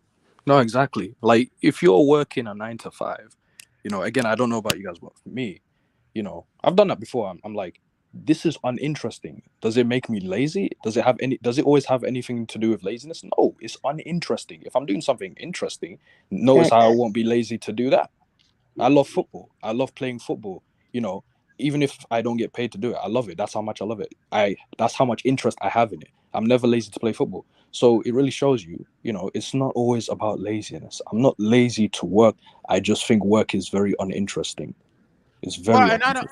and I don't mind what people do so long as they are self-sufficient. So if you don't want to work and you just want to chill, that's fine. But don't ask me for money. Like, Mm. that's the lifestyle you chose. You choose to do without. If I have to work, it's so that I can provide for myself. It's not so that I can provide for other people. And Yeah, I shouldn't be guilt tripped to give him my hard-earned money because I chose to work and somebody else didn't. that's true. You know, I have to disagree with you guys there, because I think life is actually a state of perpetual work. Because even if you don't have to work in a traditional societal sense, in the real wild we'd have to fight each other for resources. Mm. People murdered, killed each other. Yeah. And there was a debate going on in the comments about a hunter-gatherer society. Even in a hunter-gatherer society, people like the nomadic steppes are a perfect example.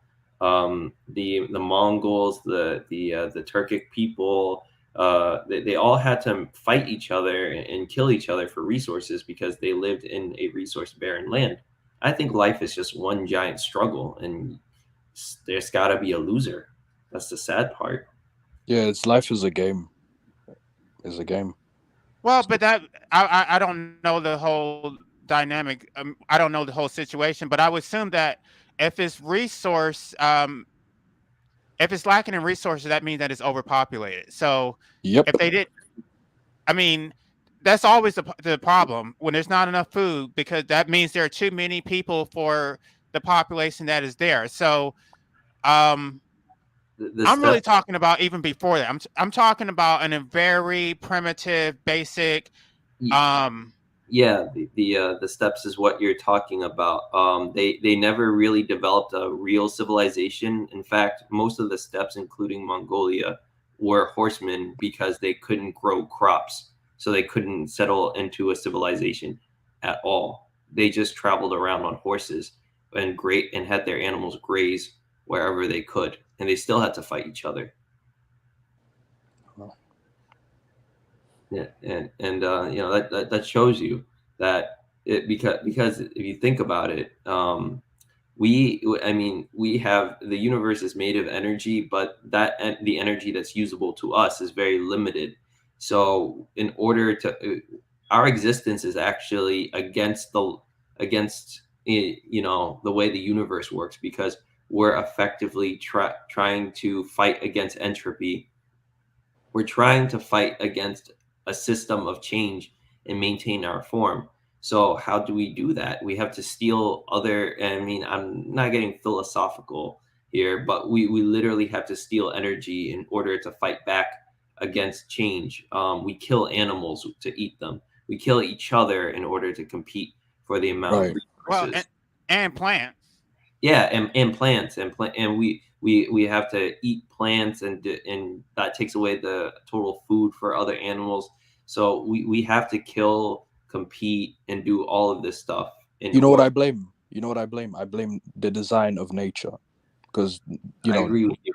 the I way 100 that that's the thing. No one should feel guilty. Animals eating animals, we eat animals. It's like, this is the way nature has been designed. I'm not justifying it. I'm saying it's because this is the way that nature has been designed. I say nature is evil because it's designed, you know, in a way where we are dependent on each other in any way.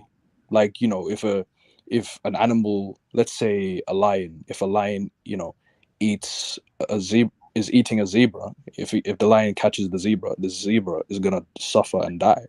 But if the zebra gets away, then the lion is going to starve and die. But either way, one of them is going to suffer. And that's why I say the design of nature is evil. So Well, I blame nature. Arthur Schopenhauer refers to this as the will. So there's two things. There's the will and then its representations. And so all of the metaphysical things, all of the reasons why people procreate and their need for food and sex and all that stuff, that's the will. It basically perpetuates the cycle of life. But the whole thing about devouring animals and plants, that is what life is. And that's Mhm. the fantasy part, that people think that that's not what life is. They think that life is some fairy tale land where you just get to exist without stealing energy from other living creatures. Like Mhm. that, I think the distinction between veganism and a carnivore is superficial. At the end of the day, you are causing destruction, and that is what life is. You have to steal energy from other living beings in order to exist. They don't Now consider that unless they're in that category. For example, if they're in the underworld, I mean not underworld, the under the sea, or if they're in that category, for example, like with the amphibians and the fish and all of that, if they were the fish, then they would be concerned about all the fish in the sea. But they're not, because fish is their food. If they were animals, they would be concerned about all the animals and not humanitarian. Like, oh, well, save the animals. No, it would be more like save my kids, like save my friends. But that they can't identify because they're not an animal. So it's sort of like when we were talking about narcissism. I know I can say, I know a lot of people say this word is thrown around, but I did go to school for it, like plenty of times. Believe it or not, I'm just down to earth. It doesn't matter. I'm just down to earth. School doesn't make you smart, right? But if we were animals, then all of a sudden we would be concerned even more so about animal rights. I care for animals. I'm sure you all do. But we can identify a lot of people are self-centered. A lot of them, well, they call us selfish, so but a lot of them are narcissistic because it's, I'm a human, I only care about human lives and the kids that come from other humans, because how they can't relate to a dog unless a dog is their pet. and the dog does something for them, like hunt or look cute or make them feel good for the day, right? But they're not a dog, so they don't know how dogs feel, so they can't necessarily empathize with them. So as far as like caring about their life and what goes on with them, it's mostly from a, oh, I feel sorry for them, or oh, they're so cute, or what about the animals, instead of internalizing it as, oh, us as the animals, we feel this way. Like for example, you have LGBT rights, and then you have like women rights, men rights, and then you have like the child labor laws. They identify with that, even if they're not going through the thing.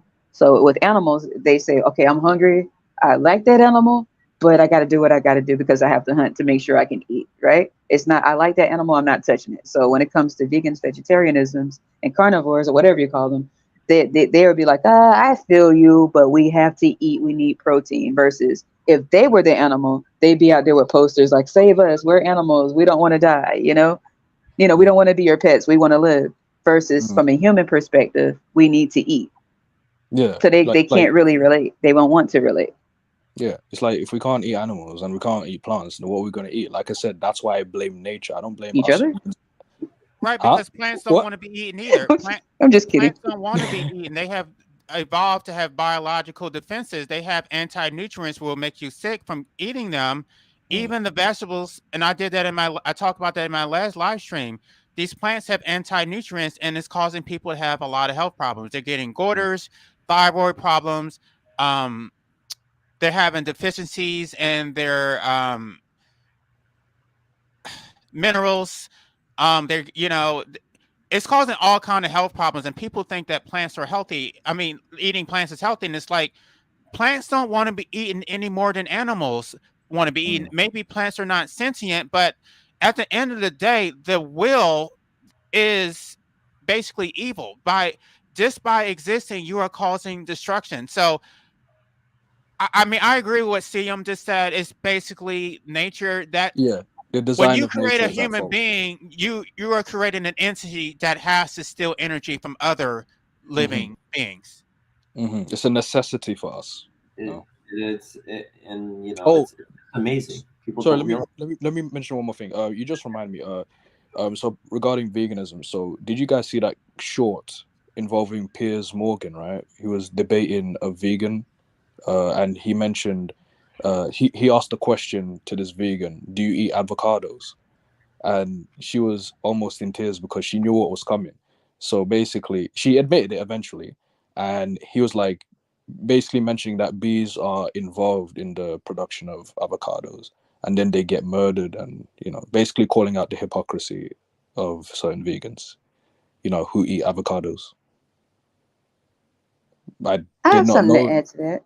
Yeah, I didn't. First of all, I didn't know bees were involved in the making of avocados. But yeah, go for it. When you all were talking about stealing energy, right? And how humans steal energy from all their life outside of human beings.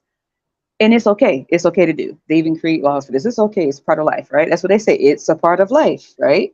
Mhm. If it is a part of life, then how come when an alligator, for example, right, is walking around on their planet just like ours, because it's obvious that they were here first. If they're walking around and someone's standing there and the alligator's hungry, and they have, quote unquote, they have their kids in the swamp and they have to feed their kids. If it's necessary to steal energy because you need it, how come it's not necessarily for the animals to do it? And when they bite a human, they euthanize the alligator, but they don't euthanize the human. Well, I guess it's just one of those things where it's like, Not saying that it's right to do. I'm just saying it's right. If it's right, it's right, and wrong is wrong.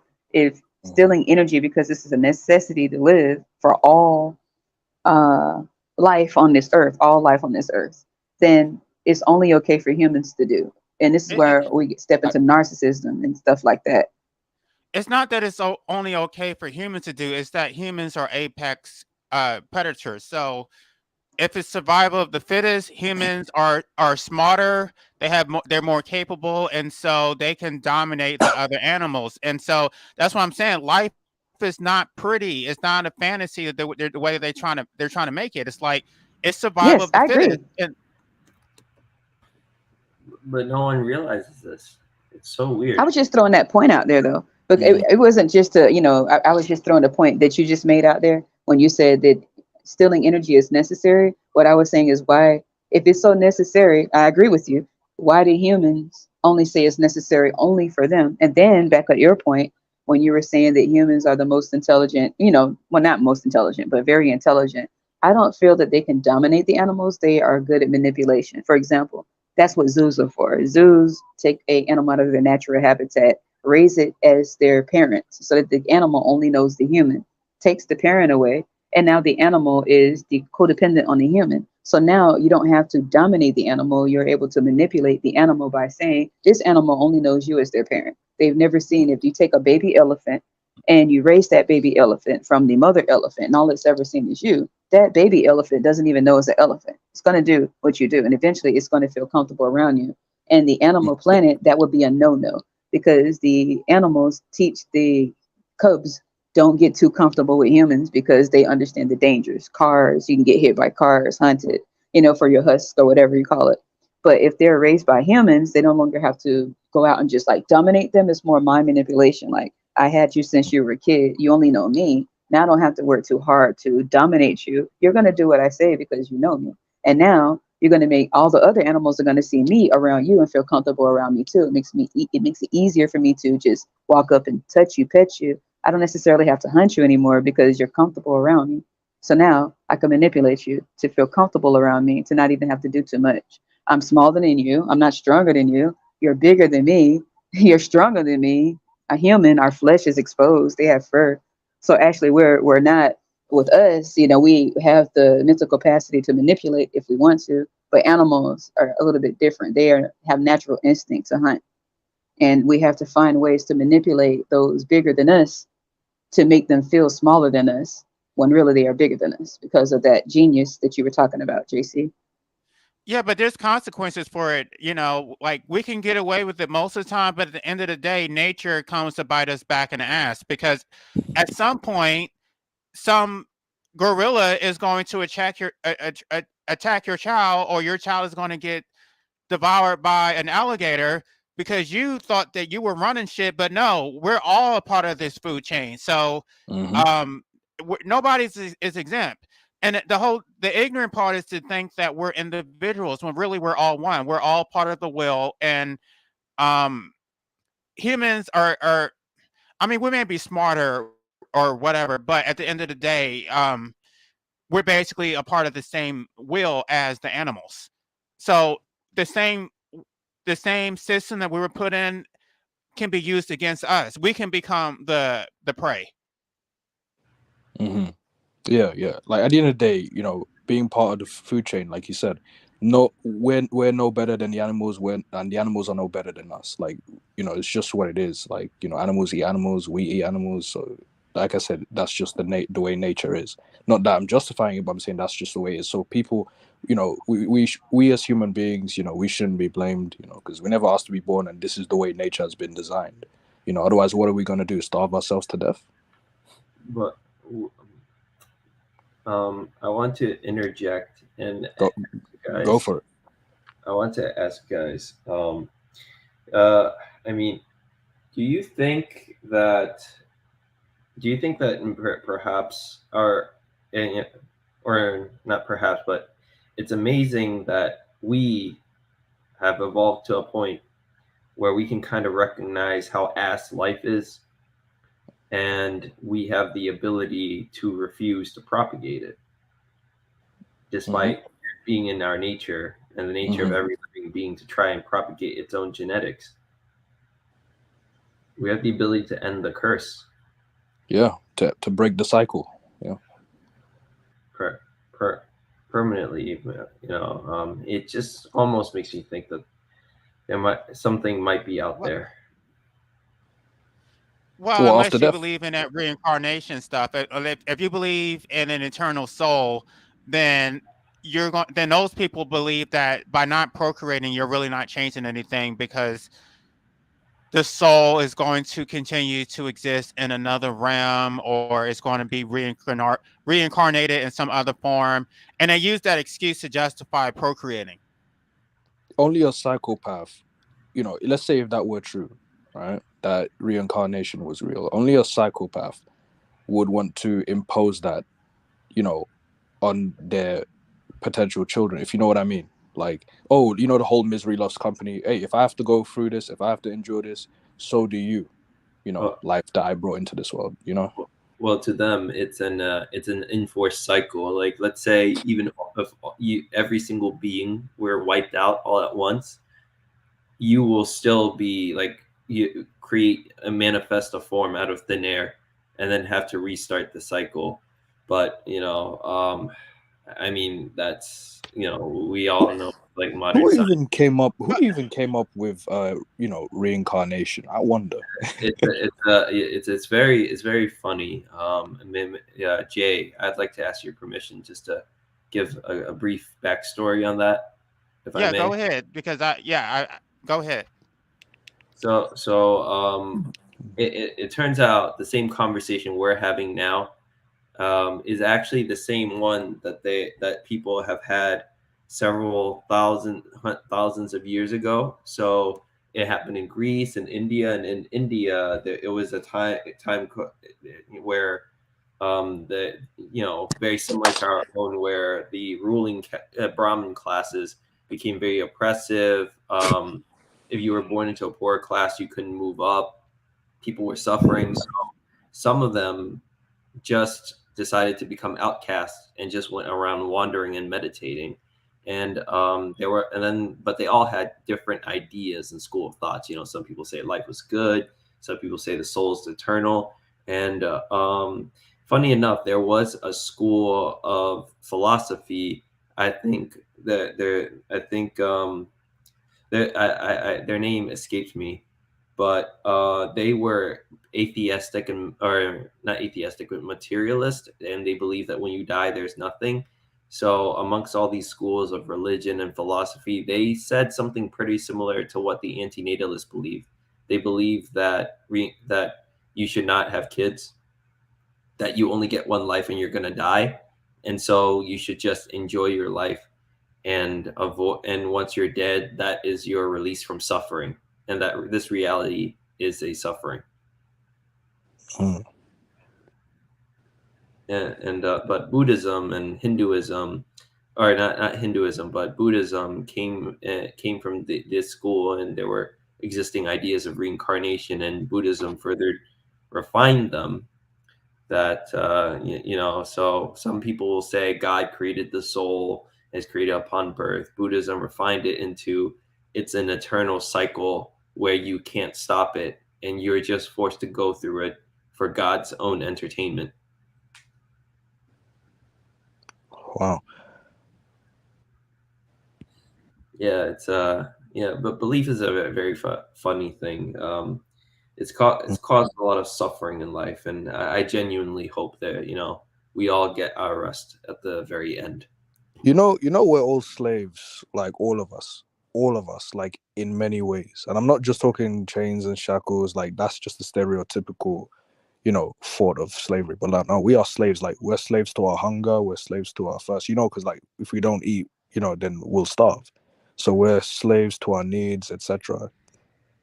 I agree with you, and I believe that I actually take it a step further. I don't believe in free will, and I believe that everything in this world is predetermined, because I think that look at all the conditions you're born into, how your early childhood impacts you, and unless you're a masochist, you really can't make good choices most of the time, because reality punishes you for making altruistic choices. You have to care about yourself in order to live. Mhm. So You just reminded me of the children. Like the children, they're slaves too. Like they don't own their lives. Their parents do. Like they're brought into this world. They gotta go to school and all this stuff. Like, they gotta do stuff they don't want to do. I'm not saying adults, aren't the same. Like, obviously we have stuff that we, do that we don't want to do. I'm just saying, especially with the children, again, they aren't in control of their own lives. Parents can dictate, what you get the idea.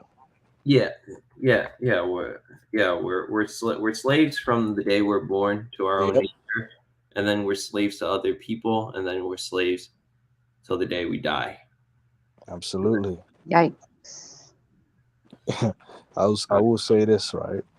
You know, even though we can't get everyone to stop procreating, I will say this: better whoever's being born right now, and let's say if I was dead right now, hey, and to the people who are being born right now, better them than me. You know, I feel for them, but better them than me. Well, what no, not Schopenhauer, it was Jean-Jacques Rousseau. What he said was that men don't mind oppression so long as they're not at the very bottom. So, as long as there's someone beneath them to oppress, then they're okay with being oppressed themselves. So, let's say Yes. you are at the bottom. Well, at least you can have a child to oppress, or you can oppress a woman. Mad. See, that goes back to what you were talking about earlier when we were talking about the how it's acceptable to pretty much drain energy and take energy because society pretty much approves of it as long as it's not them. Even though animals aren't weaker than humans, but if they could just manipulate them to think that they are by getting them at young ages to get into their head to trust them, it's like fake trust. If these animals trust me now, I'm one of you, you're one of me, and now they are unaware that the slaughterhouse is right there. Like if you ever see like a bunch of sheep on farms or whatever, they don't understand. They're feeding them, they're getting them nice and fat and chunky, they give them all the grass to eat on. They have no idea what's right around the corner because they raised them since they were what, cubs, cows or whatever, got comfortable with the mom, got comfortable with the cubs was around them, and then they take them off somewhere. The calf is so comfortable with them or whatever you call them, calves, I forgot, and they have no idea they're marching to the slaughterhouse, and they're in shock. They're like, wait a minute, you were cool with me, like I can't believe you're doing this. The next thing you know, they're selling a goat and when, Publix or something because of trust, because of being able to manipulate the mind of something bigger that you wanted to take away their intellectual power, if not just animals, but us, to make them feel weaker and not understand what their true worth is. That way you have control over them. So it's like energy could be stolen and more. And I'm not just talking about the animals. It's just going in sync with what you're talking about right now. But being able to get into people's head and not, needing them to know that they're free, not wanting them to know their own power, their own worth, not wanting them to be logical thinkers or sovereign people. If you can control them in the mind or in their pockets through taxes or through the political system, judicial system, educational system, you have a way of shutting them down and making them feel weak and not knowing how they can to survive on their own. Then you have the parents. It's like, do what I say, not as I do. You're my child. I brought you here. I could take you out. If it wasn't for me, you wouldn't be who you are. Without me, you wouldn't be here. And it's like, exactly, and so it's just like so Exactly. many, Yeah. But so many things trying to like attack the way you shut a person down, you get them through the head, you got to get them through their mind. You got to get them young. The younger you can get them, the younger you get them, the more you can control them for the rest of their lives. That's where the Bible comes in.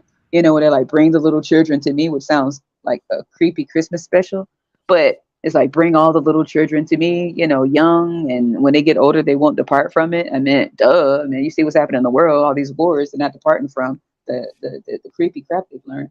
But, it's all about getting in people's head, the psychology of it all and being able to brainwash people and psychologically F people over to believe less of themselves.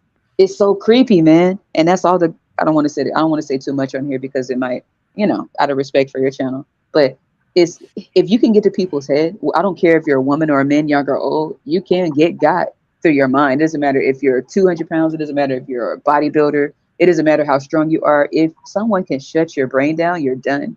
And it's sad. The way to do it is through trust. Innocent kids. We were kids once. We didn't know anybody but our parents. We didn't even know what we were here for, but they knew. They knew they had been here before us. So, they got to get into your mind first. And this but is how, yeah. yeah, I want to address that because in the state of nature, animals would not trust humans, and even in the state of No. nature, the children would eventually leave their parents. They would, I mean, they would find themselves in nature. They wouldn't it wouldn't be the way it is now, where you just constantly have a close tie to your parents and you're linked to them, and there's a legacy and all that stuff. Like all this stuff that we're dealing with now is in a state of society. So, um, you basically would be this like okay, look at animals, right? They raise their young to become independent, and then they go There off you and do their go. own thing. But in the state of society, we don't do that. You know, it's like we have this lifelong bond to our parents, and it's not. I mean, we're told that this is natural. It's not. It's not. It's not You natural. you're supposed to leave your parents and go find your, you know, your partner, and then go start a new life. You don't like the way that things are set up now. Is not the way things are supposed to be. And it's facts. Check this out. Now, we don't, you know why people think their lifespan is so short? Is because I'm going to touch on two subjects based upon what you just said there. First off, let's go back to child labor laws and this new stuff that they're doing just to brainwash people into this lovely family type thing. And it was only for tax purposes and to be able to pimp people like hoes. I don't want to say, I mean, excuse me. I don't want to say hoes, but I just said, okay, so let's go back before child labor laws. Children weren't even considered children. All the innocent stuff and all they're so cute, they were like labor. They were cheap labor. You know, a 5-year-old was out on the, you know, with charcoal and smut all over their faces with their parents. They were like slaves and they were working 5-year-olds, 6-year-olds. They did not treat them like that. They had orphanages and the kids were working in those orphanages. They were not considered innocent children. They were innocent, but back then they were considered cheap labor. And not until like what the early 1900s, I believe, is where they came up with the child labor laws, and then the teenagers, and then preteen and pre-adolescent, adolescent, all those terms became relevant. Back then, there was no such thing. That's why the older generation really can't stand us, because they're like, we have all these different saving graces and in these different categories to feel sorry for us per se, and that's not true. We have our own set of things. Now, I touched on child labor laws. Now, based upon what you just said about the it sort of reminds me of the Bible story again, the Jesus story about how why they hated him so much. Nobody was doing what he was doing back in his time, you know. When he was young, he decided to leave. His mom was like, "Oh, stay here, baby. You don't know what you're doing. The world's gonna hurt you. The world's a harmful place. Oh, you should know, is this barn?" And he was like, "Nah, no. I want to go do my own thing." And he was like, "Oh, don't leave. What's mama gonna do without you?" He was like, "Ah, you're gonna live because I am." So he left, right?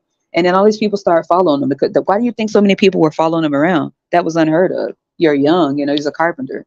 You know, you pretty much can just pretty much live high off the hog, you know, but he was like, "No, I'm going to go." Well, back then, not high off the hog. It was pebbles and stones and stuff, but whatever. So he went and did his own thing and people were like, "Whoa, what is this guy doing? He's walking around. He doesn't have a family with them. Where are your kids? Where's your mom? Where's your dad? You're just out here. You're not scared." He was like, "Scared? No, I'm here for a reason." They were like, "Okay, here you go with this king thing again. Oh God, don't tell us that you're gonna, what do you say you are? You're the king." And he was like, "Yeah, I'm a king." Okay. So it sort of goes back to, you know, child labor laws and how children weren't really children. They were worked to death, and how they brainwashed the new generation to believe that they actually care about families, mothers and fathers and their kids, just to make them reproduce more. Because back then, those kids, if you look at the pictures and the black and white pictures, look at their faces. They all look depressed. They look miserable. They looked older than they were. 5-year-olds did not look 5. 10-year-olds did not look 10. 20-year-olds looked like they were in their freaking 40s. 40-year-olds, they looked 100, you know? Now you look at the average 20-year-old, they can look younger than they want to look if they don't do drugs, you know? The 40-year-olds, 30 is the new what, 90 or whatever they call it. But we look younger than we did back then, because back then there weren't all these different saving graces to cover up how they really feel about human beings as being nothing but cheap labor, cattle, and slaves. That's what it was Well, always. but at least they were being honest before. Back then, Yeah, they were open about the fact that they were having children to get free labor. Like they no, that was not a secret, you know. And now all of a sudden they're pretending like there's something noble about being a parent. No, you're having children for your own selfish reasons. That's true, because you know, if it wasn't for selfish reasons, then you know they could adopt, but instead they want, you know, a child that looks like them. You know, they'd rather bring that into life, you know, into this world. So it really shows, you know, it's coming. They want a child that's coming from them. So that does say a lot. facts. That's Hmm. what we're here for. That's what we're here for. Even as weird as it sounds, you know, and being an antinatalist myself, and it's just annoying as hell, just the whole process. But if I have to make some sense out of this, which makes no sense at all with the time that I have, um, I understand what I'm here for, you know, until I go back to the stars or whatever. I'm here to blow the top off this MNF, you know what I'm saying, and make them. I don't care how mad they get. I'm gonna run my mouth. I'm gonna say, hey, look, this doesn't make sense. You can hate me all you want. You only hate me because you think it in your mind. You just don't say it with your mouth like I do. I think it and I say it. You think it and don't say it because you look around and you want to be politically correct. And I'm not politically correct. I'm pretty much a rebel, and that's just the way I'm going to be into the end. Period. If this is my life and I didn't choose to be here, I can choose what I do with it, and I'm going to choose to say what the hell I want. Period. I wanna ask a question. Do you guys believe that parents, considering that they brought children into this world and those children never asked to be born, do you believe that it is a parent's responsibility that that they should support their children even after at the age of 18? They should support them, even if their children have a 9-to-5 job. Like, they should still support them financially. Like, let's say in a case where they're struggling, for example. Well, here's the thing about that, though. There's so many variables that they don't even consider. They act like they're in control, and they don't know. So even if you say somebody is wealthy, they don't know that their financial status could change down the road. And so right now, the U.S. dollar is in jeopardy, and the entire economy may falter. And their entire way of life is about to change. And they're not even thinking about that. They're making a decision to procreate based on the way things are right now. And it's like, there's so many unknown variables that they're not even considering. And we can always just avoid that. To answer your question, yeah, I would say yes, but at the same time, they don't have the financial wherewithal to provide for their children beyond paycheck to paycheck. So even though they quote unquote should, it's not realistic because most parents don't have the ability to provide for their children beyond their immediate needs. Like, the long term is not even a consideration. Yeah, I think it's, in my opinion, I think it's problematic when, parents have children that never asked to be born, and then they're so eager, like, I can't wait till my children turn 18 just so that they can. It's like, did you really want to be a parent? Like, were you even fully committed to be a parent in the first place? Considering that you were so eager and, you're like, come on, speed up time. Like, I can't. Yes, they're 18. All right, get out. What I was going to say earlier is that because of the economy, children are having to live with their parents beyond 18. Some of them are living into their 20s and mid 20s and stuff, and parents are complaining about it. And it's like, they're saying, like, they're having to dig into their retirement to take care of their adult children. But it's like, do they even think about that? Do they think about that being a possibility that even if even if the economy didn't turn the way that it is, what if the child became disabled? What were you going to do then? Oh, you saw what happened. If the child was born disabled? You were going to have to provide for that child for his or her entire life, but you never even considered that. Some of the parents even knew that the child was going to be, disabled or have some kind of, type 2 diabetes or some kind of illness or whatever. Oh, please don't go there because I can say something. Down syndrome or there you cerebral go. palsy. We as people, we're political correctness is so, that to the point where we're taught that even if a child, like, even if someone is potentially going to, get a disease passed on to them, we should still have them because that's life. Oh my gosh, man. When you touching on this point right here is what really pisses me off. Oh, wow. Why would you do that? Hell yeah. Why would you sit there? Like, how painful these things are, like, especially like anything in the mind that someone can't possibly help. A lot of times, men and women, they don't know their self. They don't know each other. They have no clue. They don't even know each other's blood types. They don't sit down and talk about what's in the family line. Like, they don't. They just hop into bed, and all of a sudden when they get knocked up, it's a blessing. No, it's not.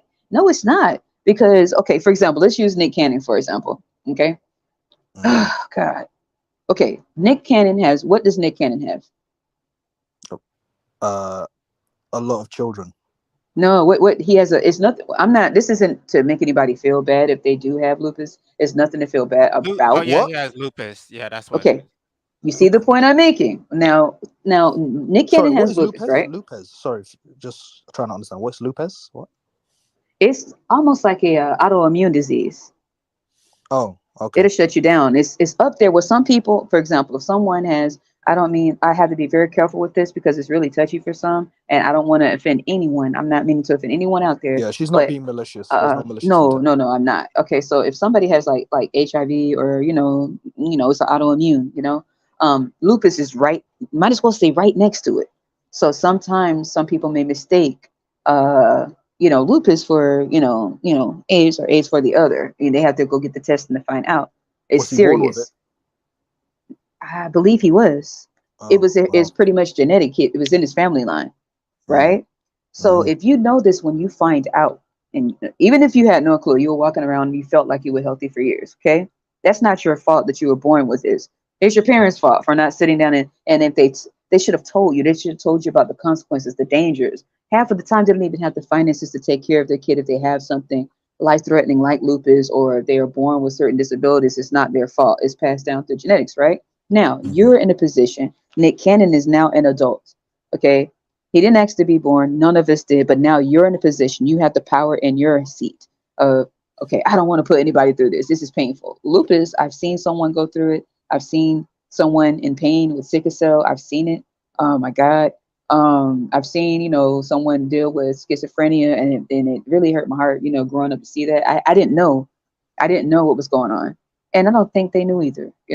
But now Mm. imagine you are in the seat to where, okay, I can choose to just ride this life out, or I'm going to go and make kids and know that potentially they can end up with lupus too, and sit there and you knowingly gave this to them. And the woman that you got with knowingly gave birth, because if that woman cared about herself or you or the kids as a mother, for example, oh no, no, you're a cool person, but I'm not, it's nothing against you. Let's not bring any kids into this world to suffer. Let's But you not know, be, but you you know, get what I'm that's the saying? reason why he has so many children because he thought he could possibly die. So he wanted to make sure that he created a legacy before he left this world. Now think about the legacy. Now, legacy of pain. Mm. Because guess what? He's gonna, if he lives to get, now his kids may leave this world before he does, because Well, it's he's not already had one that died. What? facts, right? What? Now, what if he has to sit there, JC, and knowingly knowing that him, and not just Nick Cannon, the women that participated in this too, they have to sit there. Let's just say they feel like because those kids are children, right? That they may not end up with the symptoms of lupus young, right? So they're feeling okay, well, they got plenty of time. They might just catch this, or the symptoms might start showing itself in their 30s or 40s. What if that's not the case? What if they end up in children's hospital at 16, 13, 10 years old with side effects, from lupus, sickly, going in, losing their hair, can't move, can't lift their head, bodies are weak, and the parents are looking like, what you did, They're that you passed this on. they're not Mhm. thinking about that at all. What they're thinking is, I'm going to have an opportunity to have a baby by a celebrity, and he's going to provide for me for the rest of my life. Mm.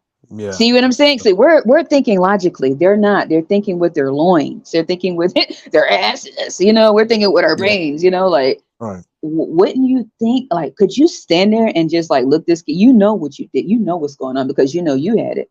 Now you didn't Lupus. give it to yourself. Yeah. Nick Cannon. I saw him in an interview, and someone asked him, "Why do you pop babies left, right, and center?" They didn't say that word for word, but and Nick Cannon says, "Because I love kids." That's just what he said. I'm like, so you pop out what? How many does he have? 12? Yeah, 13 now. What? 30? Wait, didn't JC? Didn't you say one of his children died? He did. Oh, wow! I did not know. Wait, so is it technically 14, including the dead child? Yes, 14 with yes, that's right. How did the child die? I think it was complications. I believe. I know that when you looked at the kid, you could sort of see some deformities.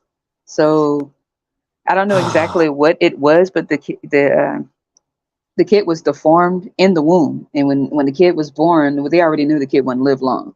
I think it really shows, no disrespect, I'm just calling it what it is. It really shows that a lot of people that produce children, a lot of people care about quantity over quality when it comes to producing children. Like, all the sake of numbers, do you know what I mean? Like, no matter what condition the child could be, do you know what I'm saying? Yes, and that's what the U.S. is aiming for as well. Even with the I got it. JC, is it okay to say anything like I just say RW, um, O aid. I'll just say that O aid. And you know what I'm getting at? Yes. It's Yes. okay. To just abbreviate it that way. Just say No, O you can aid. say it. You can say the word. I don't care. Okay. Okay. With the Roe Wade situation, now this is opens up a whole can of worms, right? When you talk about antinatalism, child free, you're talking about people that want to have kids, you're talking about the government, you're talking about needing the military, you're talking about the economy, and everything is centered around men and women and reproduction, right? So when you talk about the Roe Wade, for example, and they talk about how it doesn't matter if the kid is going to be deformed, if the kid may, um, not be able to take care of themselves at all. It doesn't matter if it was a situation where the person was taken advantage of. It doesn't matter if any of these things. You still have to have them. You still need to have them. And All in when the you're name of sitting, slaves. because it keeps people, for example, they know that kid, for example, if they can't do anything for themselves, they can't feed themselves, they can't move, they don't even know they're here, they're just sitting there. It's going to keep the parents in a very chaotic, desperate mentality of, oh, I got to do this, I got to get. It's going to keep them making. It's like almost like you said, checkmate. It's like using the kid Mhm. as a pawn. It's sad, but they know the kid is going to have disabilities. It's nothing wrong. Anybody out there that may have disabilities, I'm not saying anything to you, like anything towards you. It's mostly I'm vouching for you. I'm speaking up for you because it's wrong that people know and have the power to not put you in these positions, and they do this anyway, and they can't empathize with it because they're not going through it. It's what they want. It's what they desire until you Mhm. become an adult, until you move past the baby infancy stage, and now you're getting bigger. Now it's, oh, let me cop out of this. It's not. I don't know what to do. You need to hurry up. It's like you did this. Well, that's So why in the beginning I was talking about wrongful life, because if you know that the child has a birth defect and you decide to have them anyway, then the parent is responsible for providing care for the child, and the doctor can also be held liable if they were negligent and failing to discover the birth defect. So um yeah, and think in that case the parent should be I tell my subscribers not to use the word should because it's normative, but yeah, um they're liable for their child's basic maintenance because they're responsible. They caused that to happen. that's almost like assisted. What I'm gonna say. If you Yeah. okay, you know what I'm getting at. It's almost like assisted when you think about it. If you knowingly have a ailment that and it's painful, it's life threatening, how it feels, you should be able to empathize so much so you don't want to pass that pain on because you felt it, you dealt with it, you are angry. Why did you want to do that, right? If you do that and you stand by and you watch you see the person walking around healthy, happy, and it's only a matter of time before whatever disease that you have manifests in their life. It's almost like assisted, you know, you Mhm. know, Mhm. But they don't care though. Even when Nick Cannon lost his son, he made it all about him, talking about he how did. he talked about how the death of his son was going to make him a stronger person, and he was going to rise above and all this stuff. And it's like, what about your child suffering? Did you think about that at all? Like that's how they think. They don't care about they can pretend that they care about their children, but they only care about their children in the same manner as a pet. Like, you're If here to entertain me, to be a cute little child, to validate me, but I don't care about your own needs separate from mine. Like, they don't care. if did he really say that, the death of his child made him stronger? Wow. If so, I have something to say about that. Is he a freaking Pokemon or something? Okay, so if he did say that, then it's like, okay, you claim that the death of your child made you stronger, but what about your lack of impulse control? Because you're still popping babies left, right, and center. Pumpkin. So he if one could say he's weaker, like one could say he's not stronger. Because if you're strong, you should be able to have the impulse control to not just irresponsibly pop babies left, right, and center. Let's In call it my what it opinion. is. That was Yeah. women bait. That was playing on the emotions of women's heartstrings so they could feel sympathy and that can give them some more play. Therefore, get some more kids into the earth because the women were feeling sorry. Oh my gosh, let me come over here and give you some of this coochie. Oops. It happened again. We got another kid on the way. It's just like, it was like a ploy for sympathy because What are your if thoughts? What are your thoughts on Well, when people, men or women? Like, oh, go on. Sorry. when he said that it made him stronger, what he meant was that he wasn't going to stop what he was doing. Like, this isn't going to break me. I'm going to continue being successful, making money, having my TV shows and doing all that stuff. Like, he was going to use his child's death as motivation to be more successful. I get it. My point still get that stands, part. but I get your point. hmm I get the point that you're saying with that one, but at the same time, I want to ask you all, okay, with the knowledge that you all have, and obviously you're both very logical, very intelligent. I can tell, I can see this into the conversation. With the knowledge that you have in this life and the experiences you've had so far and the pains that you've had, because we've all had them. We're child free and anti-natalist, but let's just say you weren't anti-natalist. No, never mind. Can you all try to find some logical reason? Can you try to, like, I don't know, see both sides? I'm trying to, but I can't. Can you try to see the reason for having a disease? Like, I got to be careful with this. If you had lupus or if you had something, I have anxiety. Contagious? Yes, I have anxiety. I have PTSD, military. Like a I have condition. Huh? Like a condition? Oh yeah, I have PTSD pretty bad and CPTSD. But I don't claim it to the point where I'm like, oh, I do it because of my PTSD, guys. No, it's just I know it, so I know my triggers. For military, and then coming up from a military family, and then a lot of abuse that I had. Both of my parents tried to take me out, literally tried to take my life. My mother put me in a bathtub, me and my sister put our heads under until we couldn't breathe, and then lifted us up. What? Yeah, oh hell yeah, my How own old were mom. you? I was 6 and my sister was 3. She did this And they when tried we to were. drown you. Oh, I tell you, you want me to tell you, JC? You want me to tell you about this really quickly and make it fast? Oh wow. Go ahead. And I'm telling this story because of knowing this. I know damn well I'm not having kids. I always knew it. I don't see how anybody can do this to anybody. It didn't make me, I don't feel sorry for myself. I feel empowered enough to be able to relate to other people who went through this, so they'll know they're not alone, and what to do with it, and how to open your mouth and talk about what you're going through, what you've been through, so that other people understand, like, damn, I'm not the only one that's been through this. Doesn't make it better, but I tell you, we were living on the base of Rota, Spain, and I don't know what the hell happened. I know my mom she just freaking lost it. She never liked us. She never wanted us or anything like that, and she had her own situations. But anyway, I think my pop, he's not really my dad, he's my sister's dad. He was in the military, he was out to sea somewhere. We were on the base, and all of a sudden my mom fills the bathtub up with this water. And kids are attracted to like colorful things. So she starts putting the colorful stuff in. I forgot what you call that stuff to make the water blue or change colors. It was blue, I know that. And she filled the tub up to the rim with cold water, and she put like blue coloring in there. And she calls us in there, fully clothed. Like, me and my sister had our clothes on, and I have like all this thick hair. So, that I'll tell you why I'm saying this. I'm not saying it for any other reason. Thick hair was all over my head. She didn't do my hair, and she didn't do my sister's hair.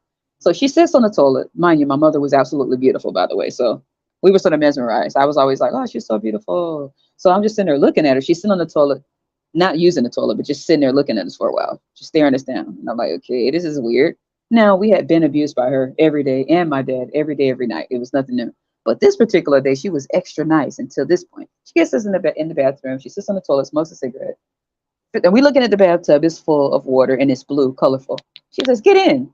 And we're like, we taking a bath? She says, just get in. So we had our clothes on. We get in there. It's cold as hell. And she just looks at us for a while smoking a cigarette. And I'm like, okay, this is creepy. And then out of nowhere, she just lunges at us and pushes our asses under the water, She takes her hand. My hair was very thick. That way she could wrap her hand around it and make sure I could not lift my head up. That's why I mentioned my hair was always very thick and long. Jesus Christ. She held my head down in that water, down to the bottom of it. And my sister, she wrapped her other hand, pushed her down right on the side of me. My sister was 3, I was 6. I could see her feet on the water, and I was trying to push her up. She pushed us down under there and just kept. We could not move. I was like bones. I was like I wasn't even big, you know. She just kept us under there, and I'm like, fuck. I'm thinking like I can't breathe. And then I left my body. I could just see everything around. I could see my sister still moving her legs, like shaking her legs, like trying to get up and couldn't because her strength was so much. And then out of nowhere, after keeping us under there for so long, it's like she just came back. Wait a minute. How am I gonna get away with this? It's like I could see her. I was out of my body and I'm looking at her and I'm looking at her face all screwed up, looking angry at us. And then I saw her like thinking to herself, wait a minute, I didn't plan this out properly. Mind you, my body's in the bathtub, but I swear on everything, I was out of the bathtub looking at her. I had left my body. I'm telling you, I didn't feel nothing. I was looking at my body moving its legs, but I was right next to her. And out of nowhere, she just stopped doing that, and she just dropped us down and walked out and left us in the bathtub. Right? Bloody hell. So that's what caused, and that and many other things of all the other abuse caused my CPTSD.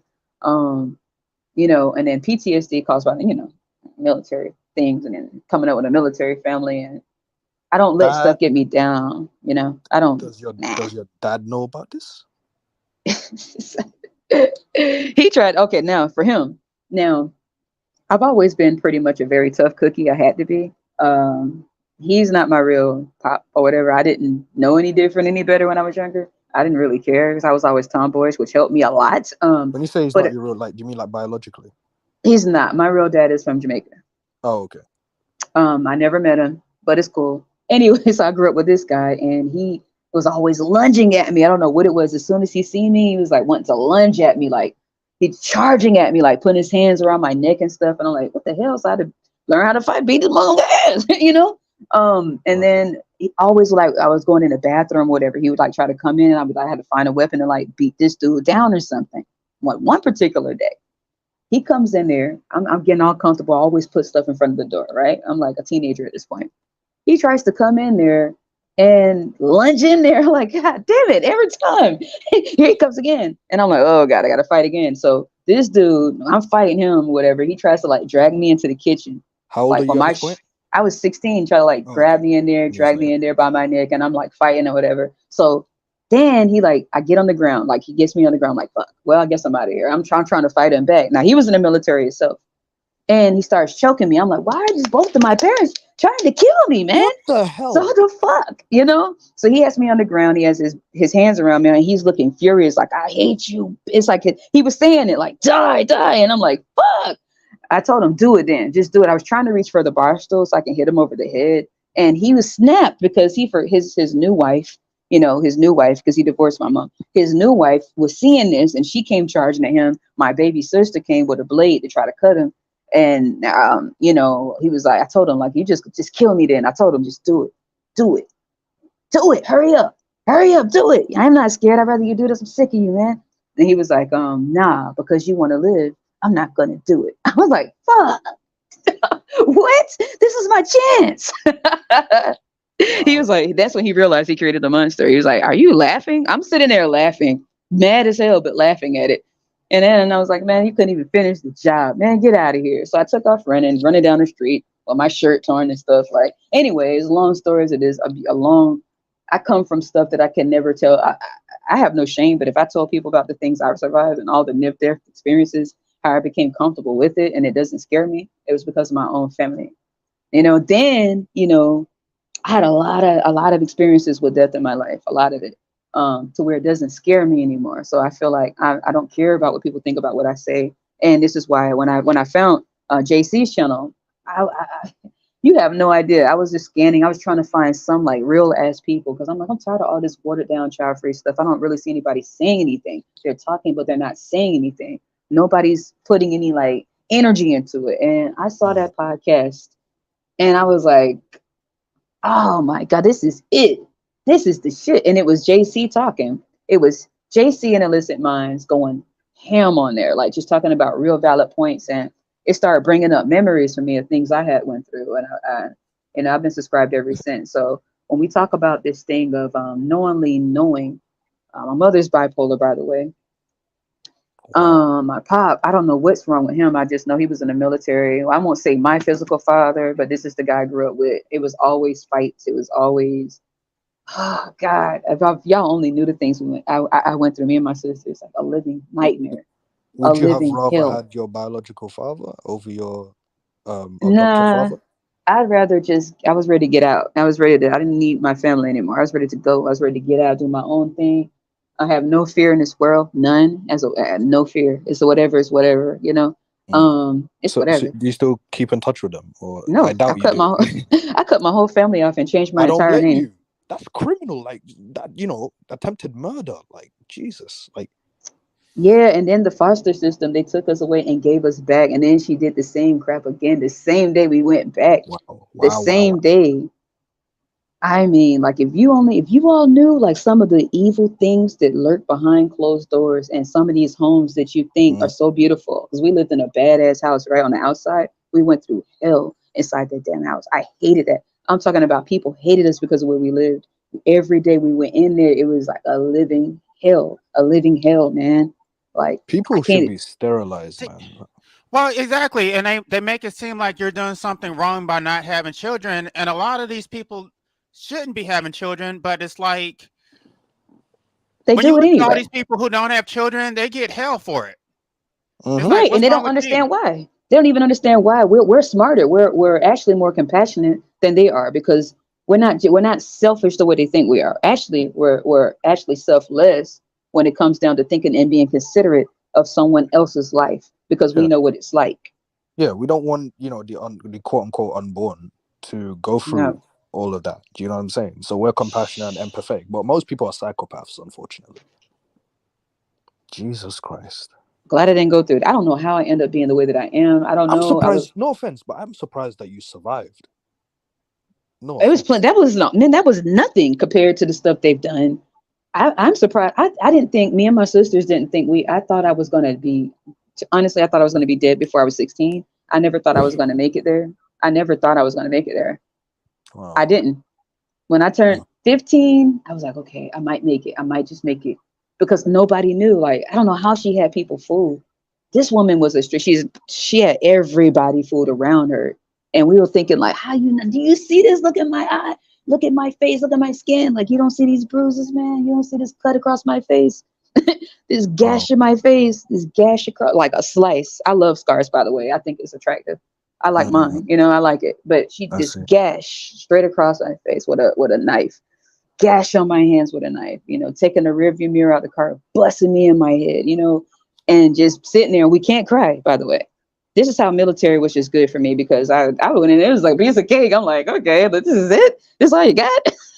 This is Mm, awesome, right? We can't mm, cry, and I was a girl, but I was tomboy, so you know, mm, you do these things, you can't cry. I cut you in your face, you can't cry. I bust you in your mouth, you can't cry. I punch you in your chest, you better take it. Shut up. Tough ups, nothing wrong with you. I put you in this bathtub, I drown you. I try to drown you. I beat you, get in the bathtub. Make sure water get all over your body. I got this extension cord ready for when you get out of here. She plugged it into the socket and beat the brakes off of me and my sister. You gotta be out your mind. How can you take an electrical cord? You dumbass, you could electrocute yourself trying to whip us. How are your parents not in jail? I don't know, man. See, I don't understand how myself, and I They think don't it's do because nobody anything. believed us. Nobody believed us. I called the cops on my mom. The cops never even came. You see what All I'm right. saying? You see what I'm saying? They didn't Wow, even man. come. How, I don't. Based on all I'm hearing, like, how can anyone be against antinatalism when all we're trying to do is prevent suffering? How can anyone be opposed to the philosophy of antinatalism? How can anyone be against that? I don't get it. They don't It think doesn't make like sense. us. They don't learn. We learned. We learned. We learned. A lot of people don't learn. They think, oh, I'm gonna fix what happened to me. I'm gonna fix. No, we learned. Like we're very few. It's not that many of us out here. Where That's the women, true. men, it's really not that many of us. And if it is, they keep their mouth closed. Some of them conform because some places in the world, some people will get killed for that. You know, some Mhm. people may get mobbed or get stalked because of having different belief systems, because they may come up from different cultural beliefs, and they may think about how bad it is for them. You know, if they grow Mhm. up and, let's just say, I got to be careful, religious beliefs and things like that. And let's just say they think like us, but they grow up in that type of dynamic where they can't have that freedom the way that, we can just vocalize it. Mhm. So they I may see. end up conforming and be miserable because they don't have that option. But for, some of us, we do have the option to have a choice, but we actually live out our choices. And even when people say you are free in the home of the brave, or wherever we're at across the world, people still want to put you in a box, and they have no idea what we've gone through. Because, oh, you seem healthy, you seem fine, you seem like nothing's wrong with you. Well, I don't use Mm. it as a crutch. A lot of us don't use it as crutches. We go on with our lives. It gets tough sometimes. I'm telling you. I mean, JC, I know you go through it. CM, I know you go through it. I have time sometimes. Like, if I take a shower or whatever, I had this happen last month out of nowhere. Man, I got into the bathtub, and this hadn't happened in years. I got into the bathtub, and I turned the lights out because I don't like having lights on to get relaxed. And I got in the bathtub with the water, and I freaking had a flashback.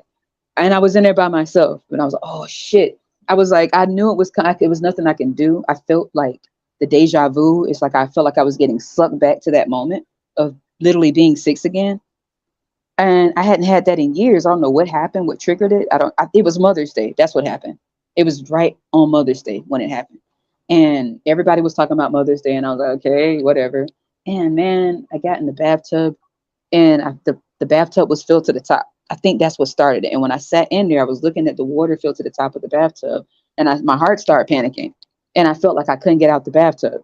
I literally felt like I couldn't get out of it. I was like, shit, just get out. In my head, I was thinking, get out. But my body would not get out. And I started like sinking down into the shit. Fuck. Wow. Like Freddy Krueger. I'm laughing at it because it's sort of funny. It's messed up, but it's funny. I'm like, why am I get up? Just get Oh, up.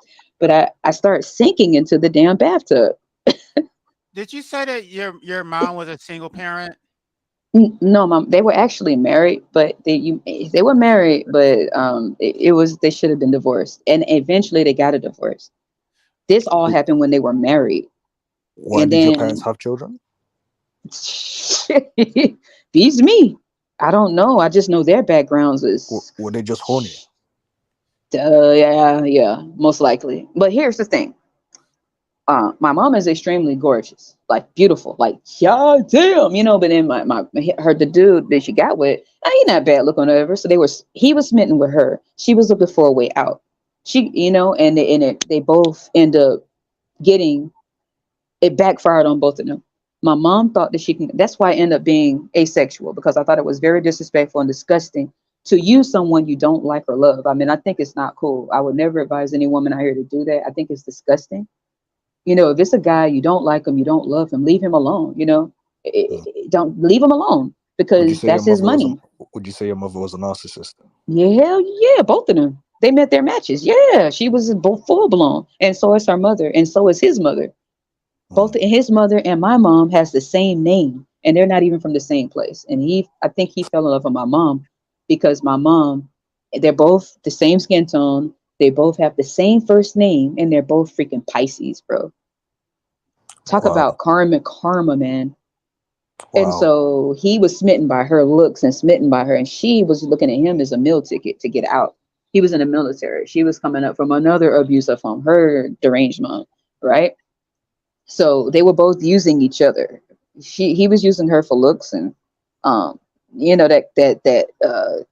the core wound that he had with his mother, and then she had a core wound because her dad was nowhere around. Plus, she was looking to get away from her abusive family. They got together and they repeated the same pattern with us, but worse. Like shit they did to us was. I've written about it, and sometimes when it come down to in my everyday life, people don't know anything about me too much. I'm like a lone wolf. I'm quiet as hell. It's better not to make me upset. I like to stay calm. I keep to myself, and I'm happy on my own. I don't get lonely. But when I have a situation like what happened last month, I couldn't get out the bathtub, y'all. I couldn't get Wow. out. I was like, what the fuck? I can't get up. I couldn't Huh? get up. I kept sinking down backwards, and the water was going in my nose, and I flashed back, and I Did you have had to some kind of keep. paralysis or something? Like what I don't know what happened? the hell happened, man. All I know is it was like I kept blinking because I'm like, okay, I'm grown. I'm an adult now. As I was like, I'm an adult. And I'm not scared too much of shit, but I was sitting in the bathtub and the lights out, and I swear to God, I looked at the toilet where like, and I flashed back thinking like, I'm not there. You know, it's almost as if the shit was happening again. And that hasn't happened to me since I was a teenager.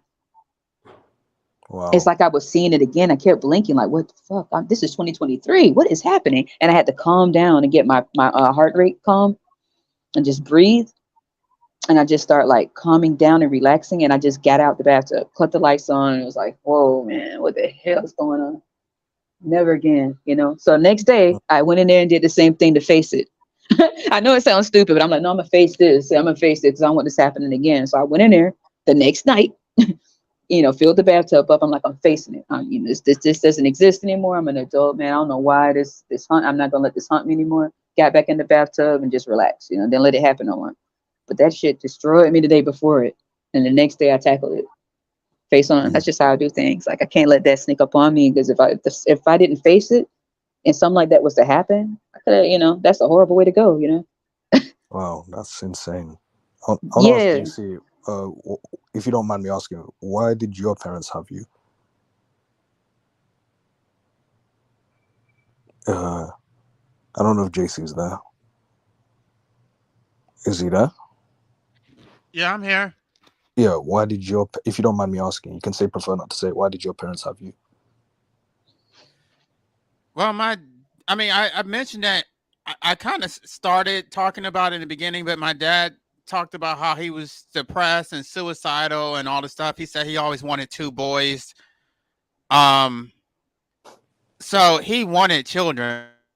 I don't think that was planned, but for my ex-mom, I think she was just reckless. She got pregnant and she just I don't think she thought about it. I mean, I asked both of them and she didn't really have much to say. She just yeah, I don't know what her reason was, but he wanted children and he doesn't care about the suffering because he thinks that even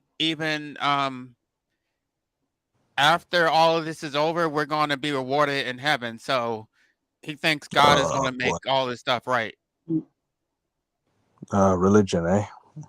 Man, see what I'm saying? I hate that happen to you as well, JC, because these people, man, they don't understand. See, and it's good. JC, make sure you talk about it more.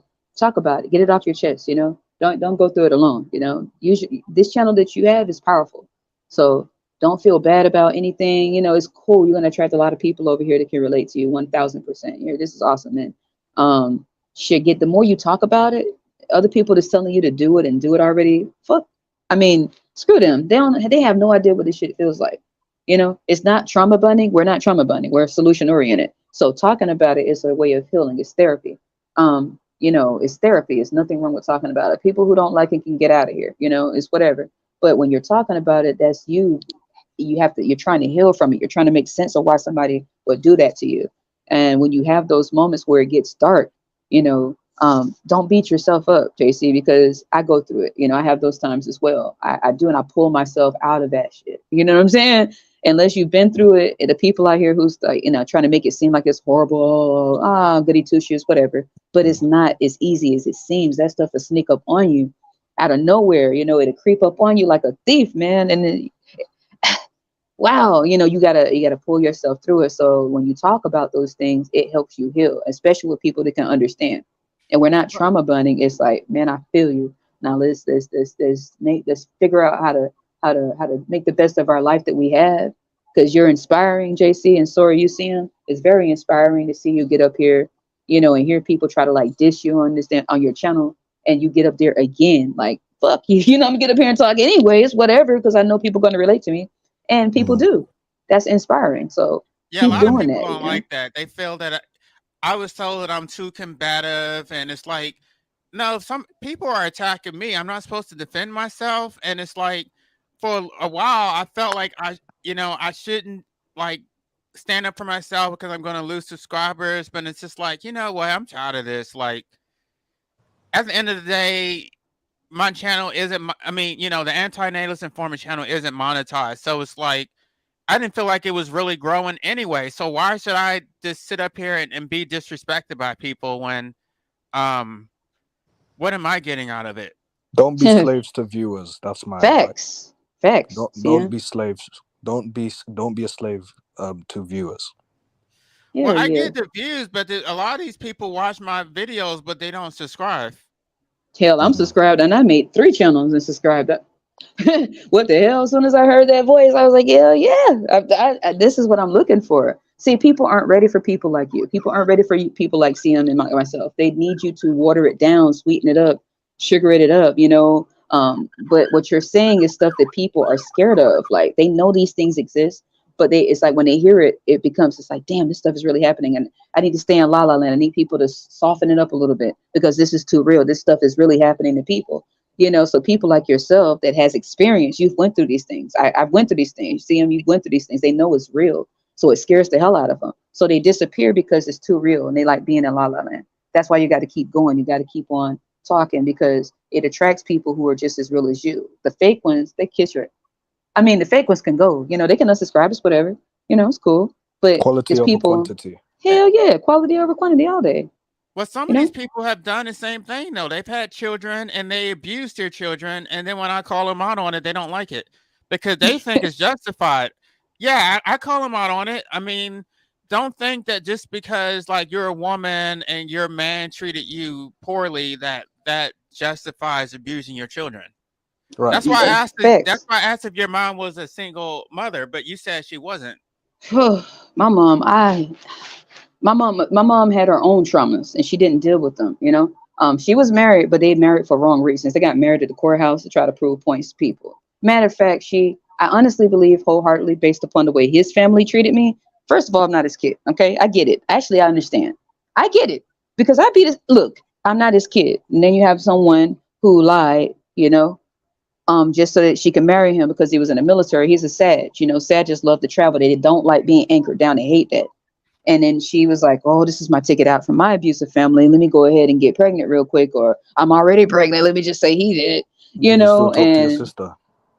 Was he uh active? I mean, was he active in your child rearing? Like, or he was he had just to there? beat my ass, punching me in the chest like I was a dude. He wanted boys. That's why I came out very tomboyish. That's what toughened me up. But do you still And talk to your sister? If you don't mind me asking, you can say we personal did at things. one point, and my sisters became resentful of me because I went to Job Corps and stayed away. I am what you call the black sheep. I am the estranged one. I came around a couple times. They tried me. I disappeared, changed my entire name. I kept in contact a little bit, and they showed their ass. Like it turns out, it came out their mouth that they were very envious, upset, jealous. I always thought I was better and all this type of stuff. They couldn't believe, how can you keep going and all this? They expected me to fail. They wanted me to fail, and I don't have kids, so that made them extra angry because they went on to have kids and go through the same thing that the parents went through, and I didn't. So now I'm the odd one out.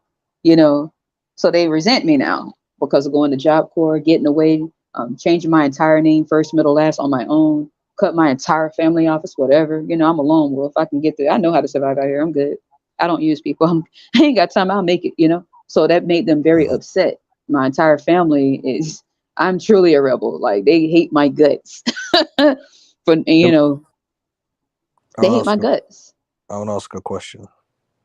Yeah. This is for both of you. In your opinion, why do you think that? I don't know about you guys, but from my observation, a lot of antinatalists that I come across, or if it's online or whatever, they tend to be Europeans, and I mean Europeans as in white, from a racial context, not geographical context. They tend to be Europeans, but it's rare, extremely rare, to come across African antinatalists. Why do you think that's the case? And I mean Um, African, like like dark skin, dark brown eyes, broad nose, full lips, African textured hair, like true, authentic. You know what I mean?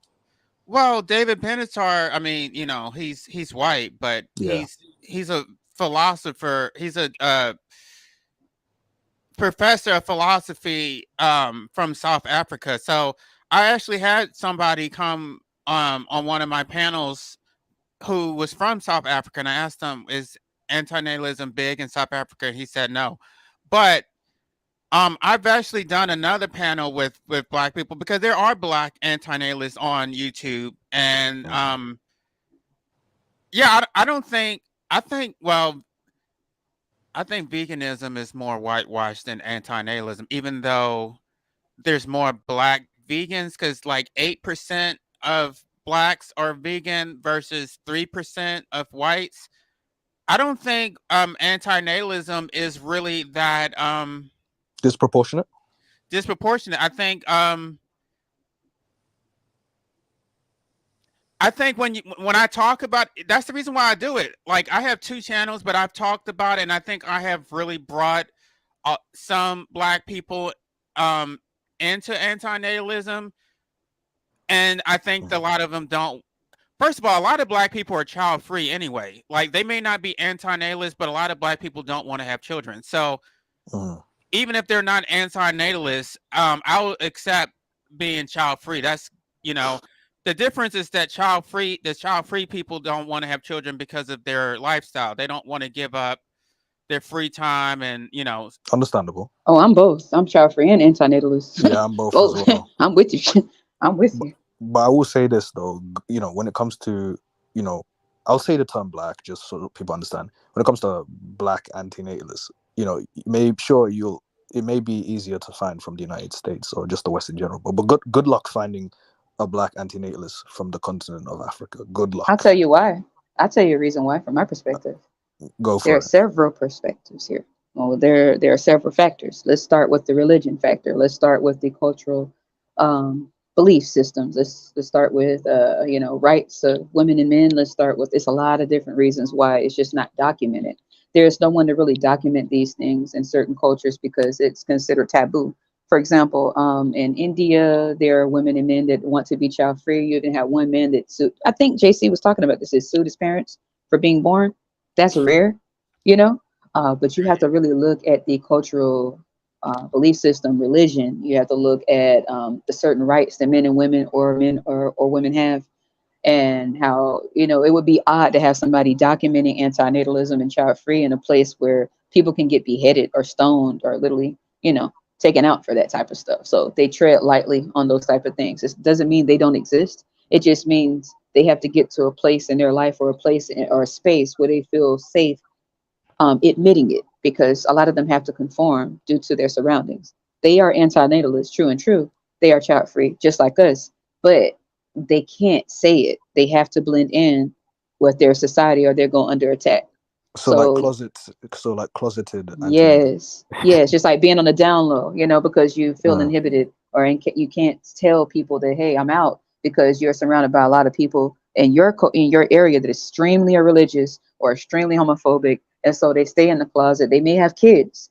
You know, you hear this all the time, and you know, you hear people make fun of, but it could be probably very painful for them because they may grow up with like a mother religious, father religious, and this is in the United States. That's not even touching outside the United States, right? And they have everybody in their family, or if they're from the South, right? And everybody is like homophobic or, you know, or something like that. And they try to come out, they can get alienated, or they can get disinherited from the will, or they can get their funds cut, left out, bullied, you know, ostracized, ostracized, exploited, you know. So they keep their mouth shut. They do the typical things. They go to church like everyone else. They get married to a woman. They get married to a man. They're unhappy. They have kids. And then years pass by, and then it becomes like, now we're 2023. There are people from older generations that were closeted LGBT, right? They were in the 50s, 30s. A lot of them were, but they were married, miserable, but they could not come out because that was a no-no. That was taboo. Now they may resent some of us, or then some of them may be happy for some of us who can say those things. And some of them are resentful because they felt they had to conform. And they were just as anti-natalist or just as child-free in their head, even if they couldn't live it in their reality because of their surroundings and circumstances. So I feel like it's undocumented because of the resources, or having the people that are able to go in and document these things, like other people from other cultures that are more free, able to be free. They can be goth 1 minute, you know, they could be traditional the next minute. 1 minute they could be religious, or they could be anti-natalist, or the next minute they could be agnostic, or they could be spiritual. They can be all these things and people don't knock them.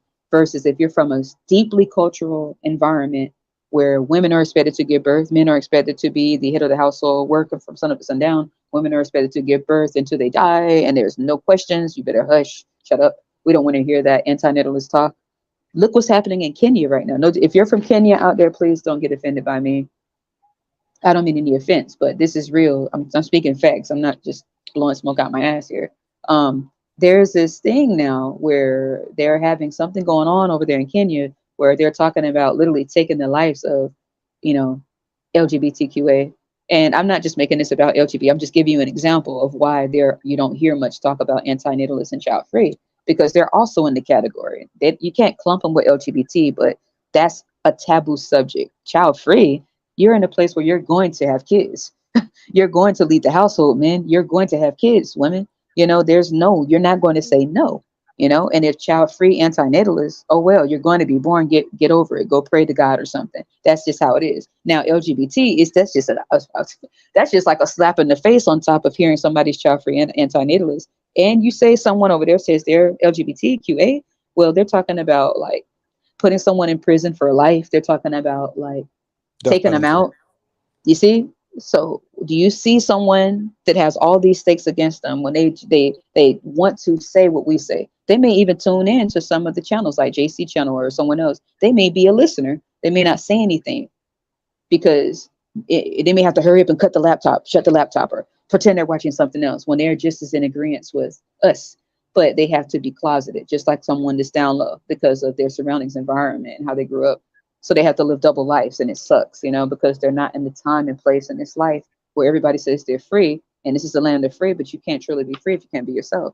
So it's like that's pain. There's no bigger pain than not being able to express yourself and be yourself in a world that says you're free. What a dilemma, you know? They're Mhm. there. Mhm. I want to ask you guys a question about euthanasia. Like, are you guys aware of the places, like the countries that legalized it? Like, are you aware? Like, Canada. Switzerland.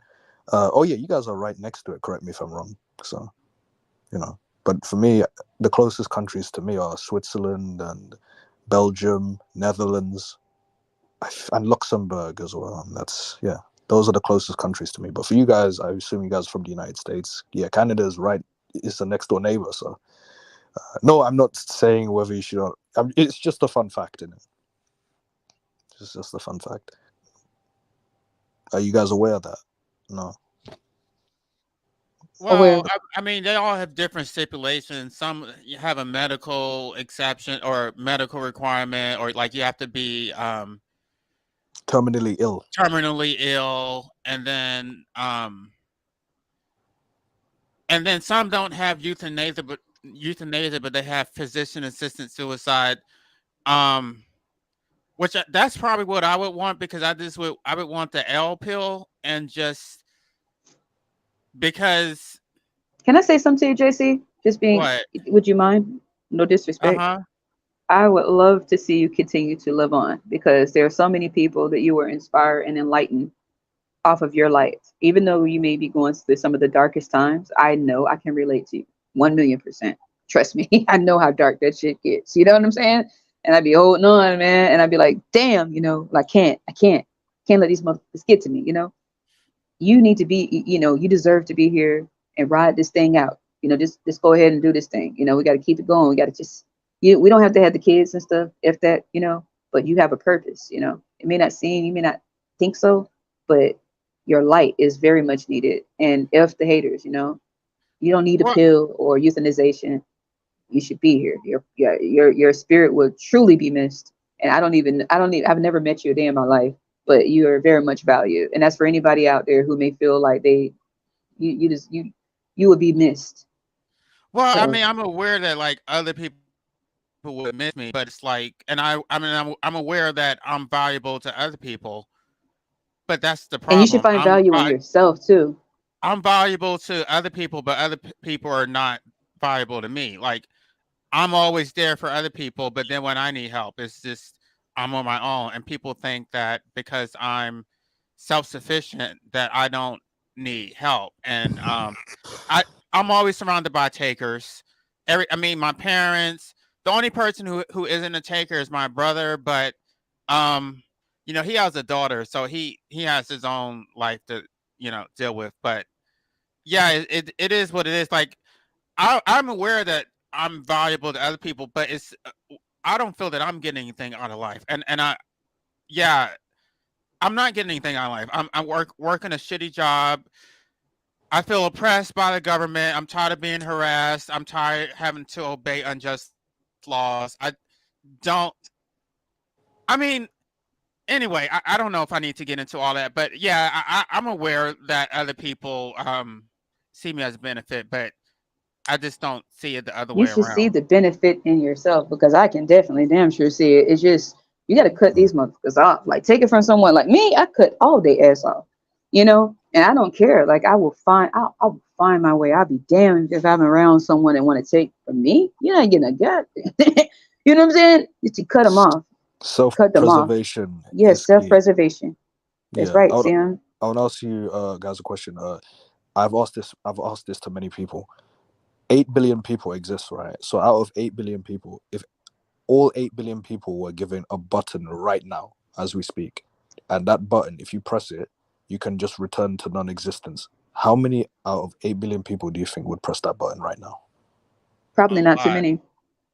A lot. That- That's the reason why they try so hard to brainwash people against suicide, to say you're going to go to hell, to say you're Yep. selfish, you're evil. They try to demonize you, and they already know that a lot of people don't want to be here, but they try to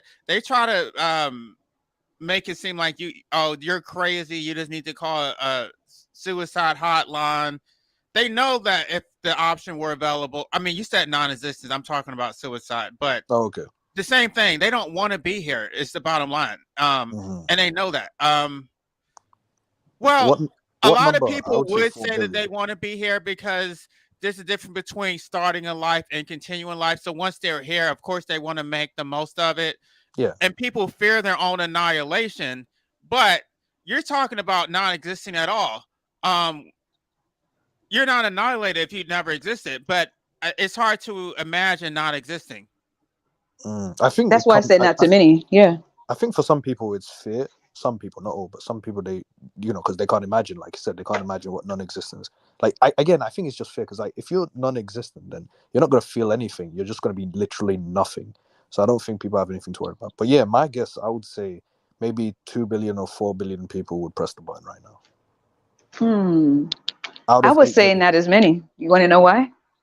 Why? Because they already indoctrinated in this thing. They're already here. They have some of them may play with the idea. Only the ones who are truly like hell bent on it, but there won't be as many serious about it as those who play with the idea in their mind. That may, play with the idea in their mind when they're going through something, versus a different, happier day, or a better day, or they win $1,000,000 or something like that, or they get everything their hearts desire. All of a sudden, their perceptions would change. So I wouldn't think there would be as many that would, after all, or they Would you would. I say don't think 1 so. million? Would you say 1 million out of Out of 8 how billion? many? Yeah, Out of probably 8 about 1 billion. million. Hmm. What about you, JC? How many would press that button right now just Um, to return to non-existence?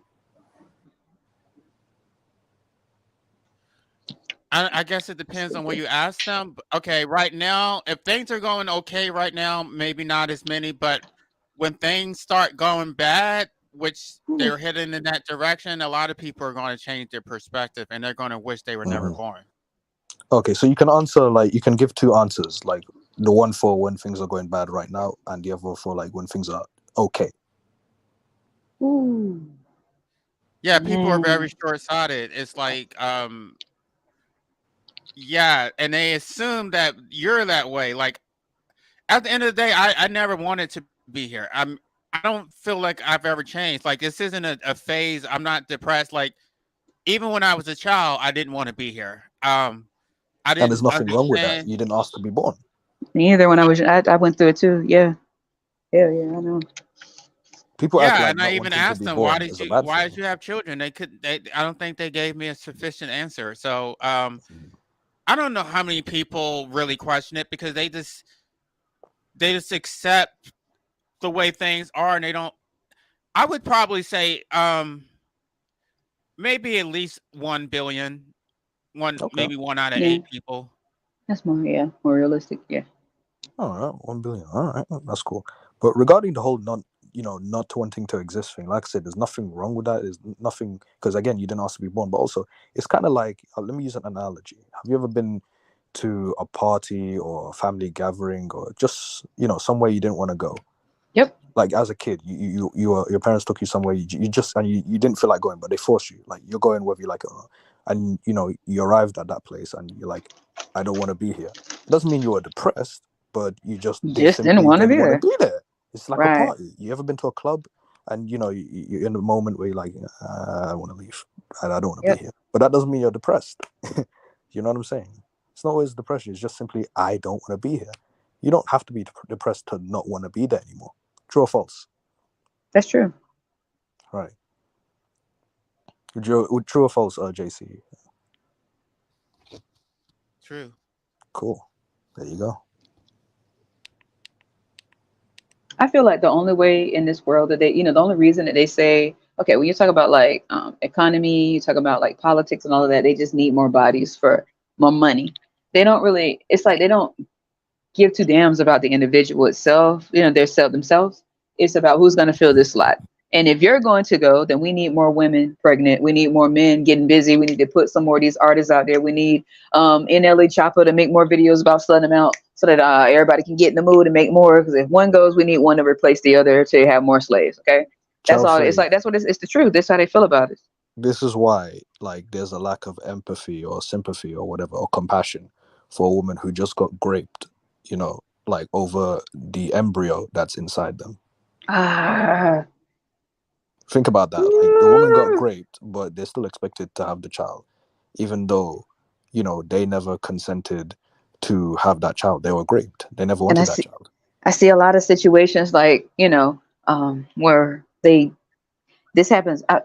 I've watched something that happened in India, right? With Mm.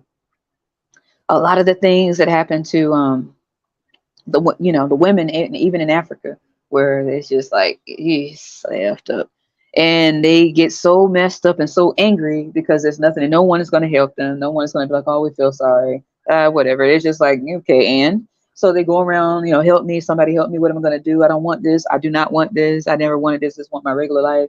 This person did this to me, and nobody listens, so they take themselves out. Mm. You see What a that all world, the man. time What a world. because they're tired of it. Right. Like, I mean, that's why I got sterilized, because I'm not going to have a baby by accident. Because I mean, I did content on it, but basically my so-called friend from high school tried to seduce me, and because she thought I was going to be successful, she tried to get in bed with me so I could impregnate her and stuff. yeah, So it backfired. You said right. nope. Wait. Someone tried So to I get you got. to impregnate them. I'm sorry. Say that again. So someone tried to get you to impregnate them. Yeah, and so after that, I got sterilized, but they gave me a hard time about it because they felt that I was too young, and it's just like they need to stop doing that, because I They mean, why are do. you trying to talk me out of getting sterilized, but you don't try to talk people out of having children? And they made me go through this whole thing where I had to explain why I didn't want to have children, because they thought, oh, you're going to change your mind. I'm like, no, I'm not. Like, first of all, if I'm, and even my friends, they thought, oh, you're gay, you're not going to have children anyway, so what's the point? But for Did she me, I know you wanted were to gay? make. I'm sorry. Did she know you were gay? Yeah, she knew I was gay. I did a video on it, but that's why she was trying so hard to seduce me. Well, I was a virgin at the time, but she didn't care about that. She thought I was going to be successful, and Mm-hmm. then Tried to latch on. she was trying. Yeah, she wanted a meal Ugh. ticket, and then when I Ugh, so rejected annoying.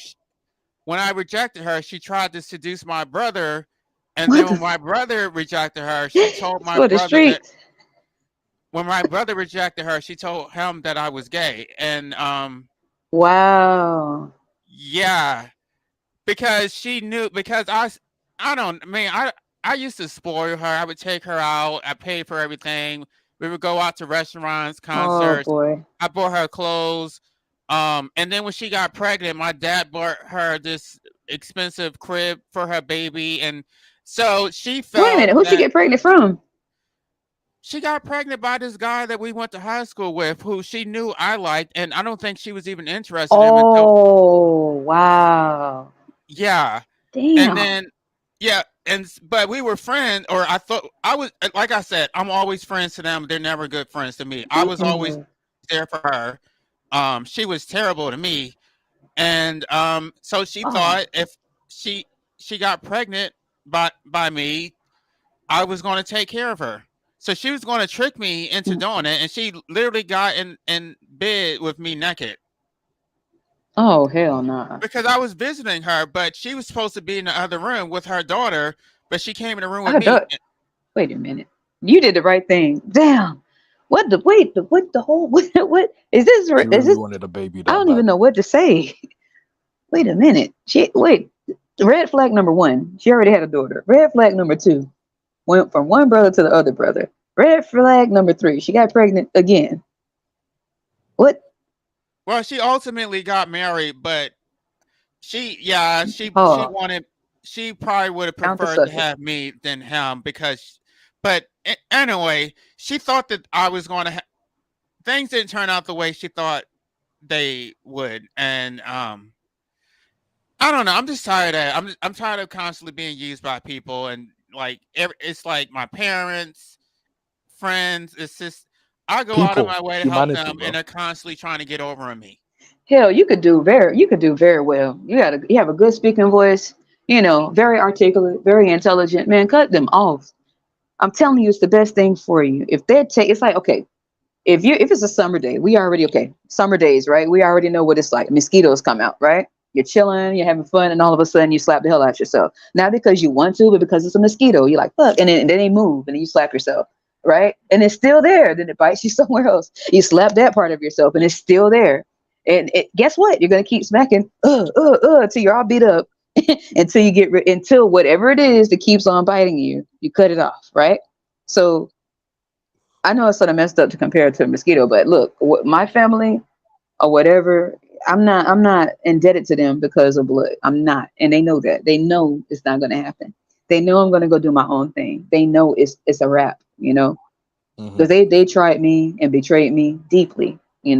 Betrayed. I don't like betrayal. I don't like that. I don't stand for it, and I'm going to cut them off. When you How long cut has them it been off, you spoke? JC, How long has it been since you've spoken to your parents? it was 11 years before I said anything to my mom, and infinite for either one. It's nothing, 11 years JC, ago, yeah. yeah, 11 years ago. Recently I had said something, but it's nothing because I'm a detached person. I'm naturally detached. A lot of people have to Hmm. practice it. I naturally am detached. That's why I'm saying for JC, you would spring off like completely when you get them bricks. It's bricks. Just because you know them, just because they're blood, they may seem familiar, but it's hurting you. And they don't seem to care. And if we stand around expecting them to care and we know they don't, they're just gonna keep doing it. And it's gonna be it's like taking a dagger and just like scraping it and moving it around until you're sore and then just making the sore worse. They keep doing it because you know, you got it going on, man. You got it going on. You got the voice. You got the wits. It's just when you have baggage around you, even if it's in the form of family, that could be the hardest baggage to cut off. Sometimes you can cut off a friend, right? You can cut off an employment. You can just quit, find another job, right? You know, if it's a person you don't like, they call themselves a friend. You find out they're a friend of me, cut them off, replace them with someone else. If it's a location you don't like, you move.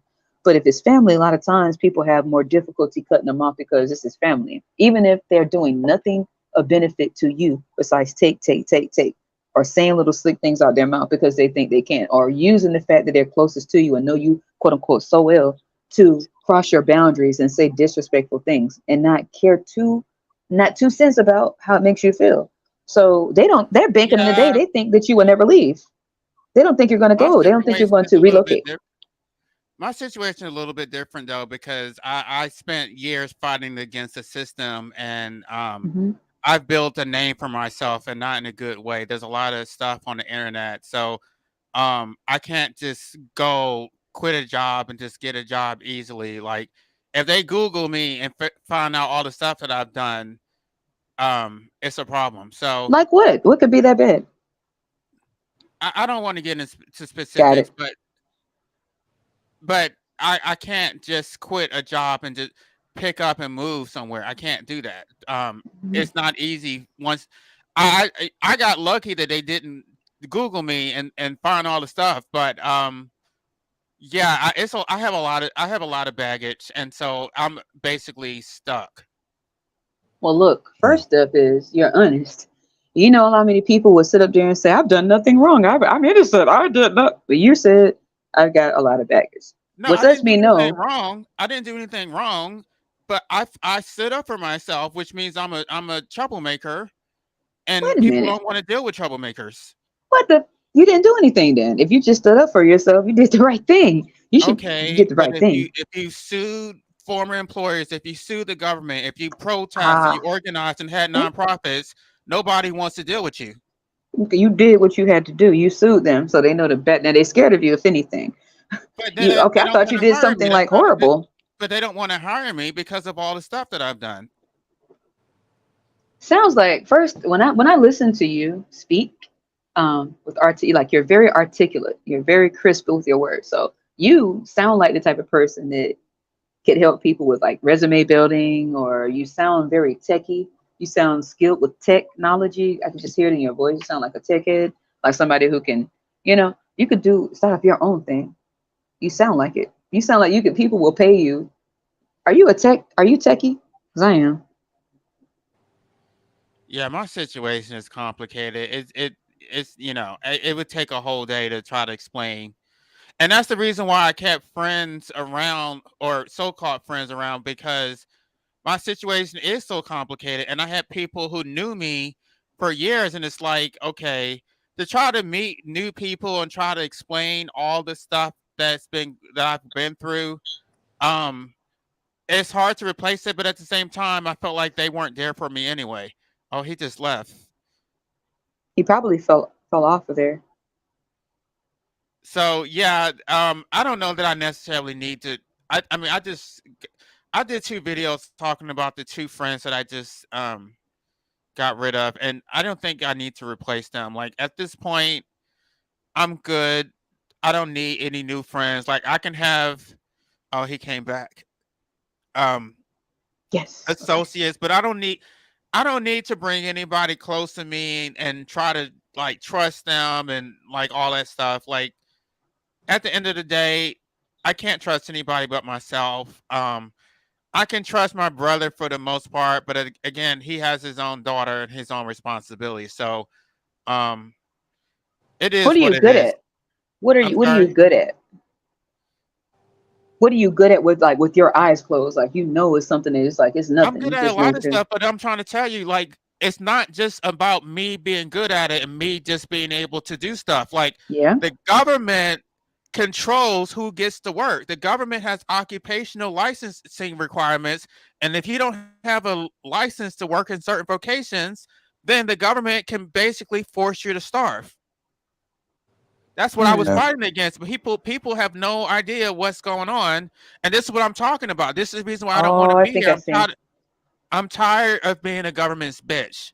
And I want to fight the system, but everybody around me is a coward. So because they're cowards, I have to just accept it and not do anything. Or simps for work, basically. Hmm. So you can like I know people want to Let's judge see. and say, "Oh, you're just depressed or No. you're just weak," but you don't like people don't know other people's situation. I'm not weak. I'm the strong one. It's the people around me who are weak. If they knew half the shit that I've gone through and what like I just don't understand why people are such cowards. They sit up here and complain about shit, but they don't want to do anything. And then the one person who sticks his neck out is the one who gets destroyed. Hmm. JC, people will say anything, bro. They will say anything. They don't think. They just say just absolute nonsense. You know? I'm a brainstormer. I know it's like, oh, you're a woman, you don't know. Trust me, and I'm like, it like the anatomy that I'm in, it doesn't match my mindset. Put it like that. The anatomy, hey, the mindset is just like very, very strategic, and I'm always finding solutions. When I hear someone say something, I'm thinking about solutions and ways to There help. are no solutions. To be Mm. honest, the solution would be for me to delete myself. But at the end, but I'm not doing that. At least not right now. But I've talked to a lot of people. I thought about it for years. There is no solution. I've talked to professionals. I've talked to a lot of people. I've sat around thinking about it for years. There is no solution. My situation is just fucked. There is a solution. There's always a solution. That's why I'm asking you. I'm listening to, I don't think you understand. Some people have the ability to speak and speak very well. And some people may struggle. It doesn't make them bad people. It just means they may need a little bit of help, right? Like Well, CM other, is other very good with solution, speaking. the other solution would be for people to get some courage and fight the system with me, but that's not going to happen. So because they're not, I'm going to have to be the system's bitch, or I'm going to have to delete myself. Hmm. Some Mhm. people defend the system, and I question that. Like, why do people defend it? But whatever. Because they have Stockholm syndrome and they're Mhm. trauma bonded to the system. The system makes them feel safe. Even when they're being oppressed by the system, is better than the unknown. And they've Let me been ask you a so. question. Do you have, and this is just like, you don't have to answer if you don't want. It's not being intrusive. I don't mean to be that way. That sucks. I hate that shit. But just let me know. Just say, do you have a felony? You can say prefer not to say. No, that's what I'm Okay. trying to. All right. There are things that are worse than having a felony. I'm trying to tell you, there are No, things no, no. that are far worse than having a felony. Because I people who know. have felony, there's programs for those people. I don't Yes. have a criminal record. It's not nothing like that. It's me Okay. going against the system. Okay. That's all I want. That Okay, was the first let me question. just say this. Let me just say this. Graduating from law school and not having a license is worse than being a convicted felon. Nobody's gonna hire you. Nobody. I beg to differ. No, I'm telling you, after years of experience, after applying for hundreds of jobs, after going to countless interviews, if you don't have a license, nobody's going to hire you. It just is what it is. Is that the? The only thing you can do is lie and take it off your resume and not tell anybody. So it sounds like you've Oh. dealt with a lot of injustice in your life. Huh? A lot. So, like I'm telling you, there is no solution. The situation is what it is. I'm fucked. My life is fucked. The only thing I can do is delete myself and reincarnate and start over. Nah, you don't want to do that. No, you don't want to do that. No, You don't want I to do want to reincarnate. do it, but I'm not going to say that I am going to do it, but I do want to do it. You want to reincarnate? I don't want to reincarnate, but I do want to delete myself. You know you'll be back though, I right? don't know that I want to talk about this right now because I don't. Yeah, I'm trying not to think about it. I'm trying to just live in the moment and not think about long term. But at the end of the day, I don't want to be here. That's understandable. Well, I definitely. I just wanted to offer something. That's all. Okay. All right. So we got that out the way. Let's breathe. Woo! Right?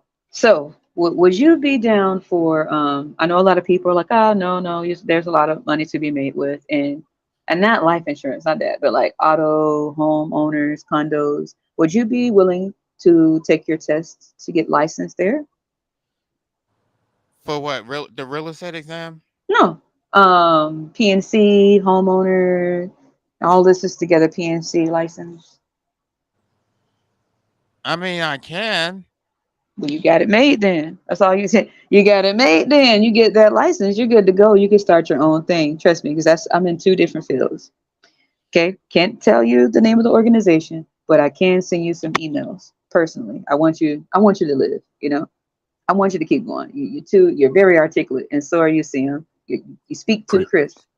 Hell no, you speak too crisp. We got to look out for each other. You F them people, F them, F them.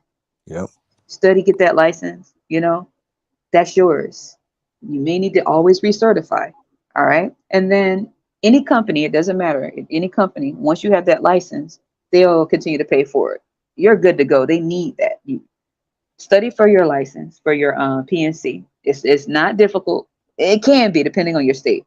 New York would be considered the hardest. California would be considered the hardest. Florida, but all the other states are easy. You want to get licensed in all 50 states, but at least start with one, which is your residency. So whatever state that you're in would be your resident state. Once you get that, there are some companies that will pay for all of your other license. All you have to do is stay certified.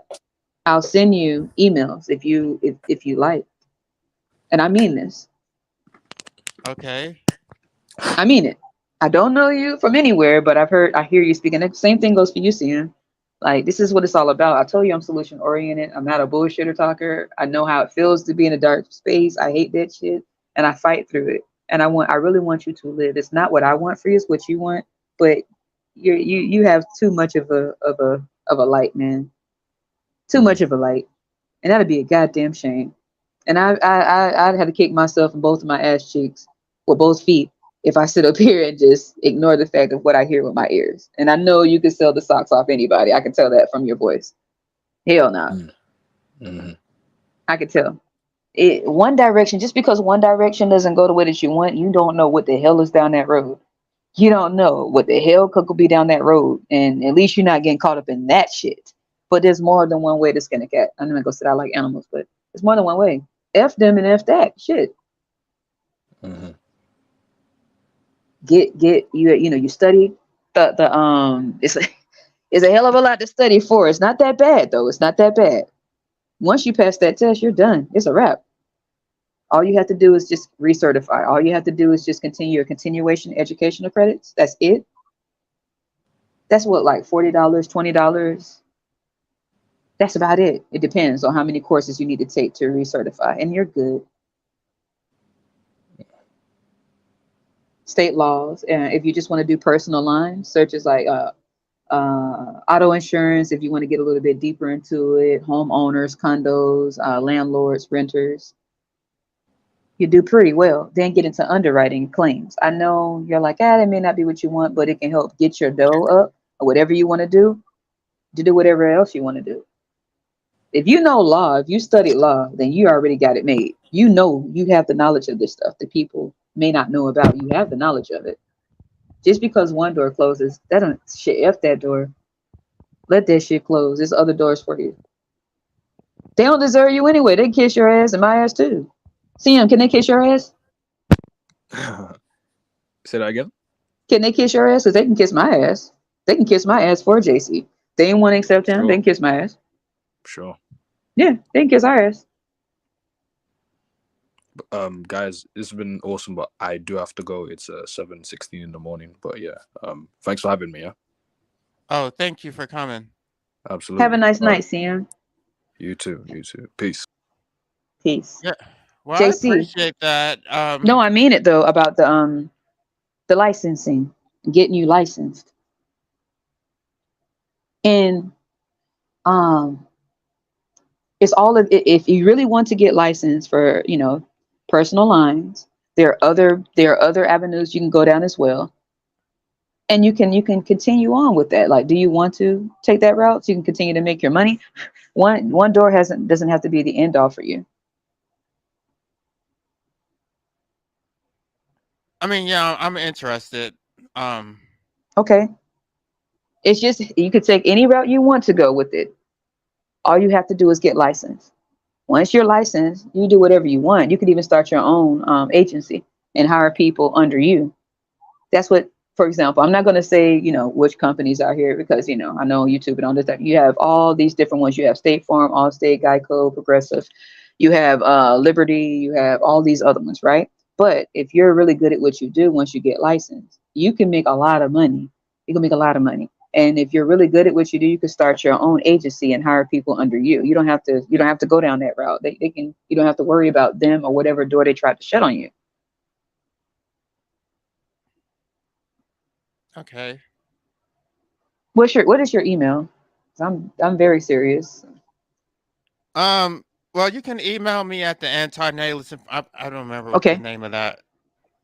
I mean it. And I'll send you the email now in about 5 minutes. I'm very serious. Okay. When I can hear your voice, man, I want you to keep going. I really do. And like, I am anti-natalist, but we're here and, you're brown just like me. And I don't want to see you disappear and you have too much to get, too much knowledge and too much, man. Can't stand by for that. At least I try, regardless of what you do in your life. Hey, I'm going to do what I'm supposed to do on my end. and I mean it. Yeah, I What's your appreciate it. email? You're very welcome. Everybody's not takers. I don't want anything from this, but to know you're still going and you're doing your thing and cutting them up off. I think they Yeah, changed it. It was the anti-native informant at gmail.com, but I'm trying to see what it is. Antinatalist. Informant. That shit. Yeah, that's it. The anti-natalist informant at gmail.com. Okay, I'm gonna send a test email. Let me know if you get it. Okay, Okay. it's gonna come from Child Free Freethinker. 1 second. And it won't be no other conversation like you're like, well, I thought you said you were gonna cut off and you're talking about other stuff. No, I'm gonna first send a test email and then send you over what you'll need to do. 1 second. You know, I'm gonna make this life worth it for while I have it, and I know you will too. Yeah, we ain't asked to be here, damn it, but we know what it feel like. I can't just stand by. 1 second. I told you I like your channel. I like the way you talk and illicit mind. Where is it at? Child Free Freethinker. Okay.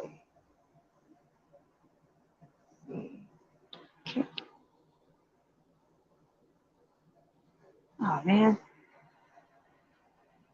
Hold on. There we go. Okay. And I know you got to get off of here, but at least I want to make sure I get this test email. Once you get the test email, I know you got it.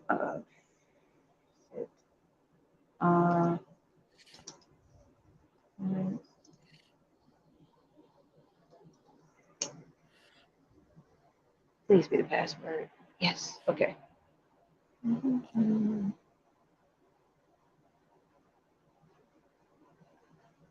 Okay. So you said antinatalist informant? Yes, at gmail.com. Is it all lowercase? Yes. Okay. Okay, so I'm sending a test. Okay, let me know if you received the email.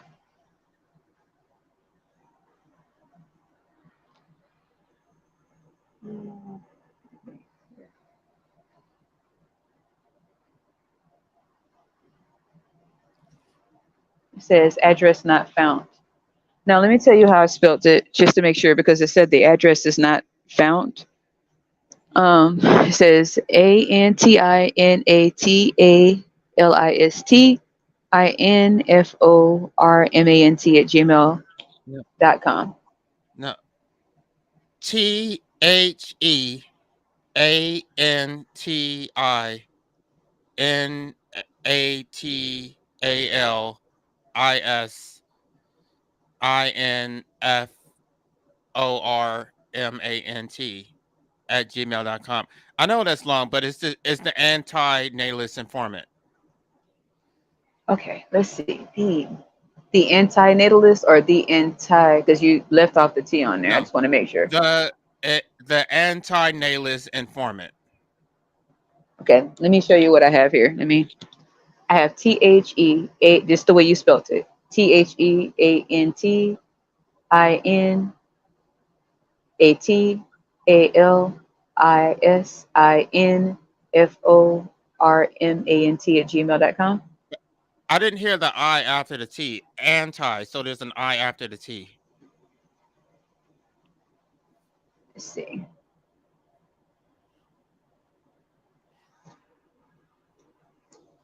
Got it.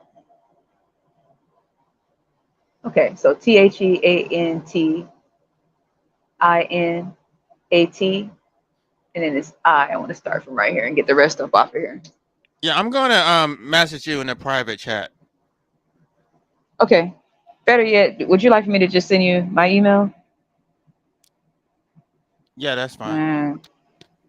Probably not. Okay, yeah, just message me in the private chat and I'll get it right here. Wherever it is. Somebody just said they're interested in PNC as well. Wait, so I'm just waiting for your chat. Put, let's see, you want me to put my, I don't know how you want me to do it. You want me to, got it. Okay, antinatalist. Tell them to, whoever's in the chat that said they're interested as well, tell them to email. Do you want them to email you? And then I don't know how, I don't know, because I don't want to put my information on your channel out of respect here. Let me see here. Unless you want me to. But I want everybody to know, man, you can definitely be self-sufficient. F them. THEANT. Well, yeah, if whoever that is, you can email me and then I'll forward it to you. Okay.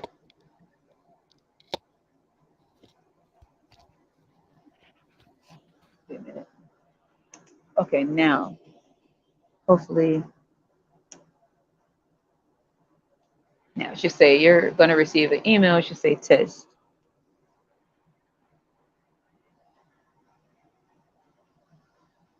Let's see. Go back. Yes, it's sent.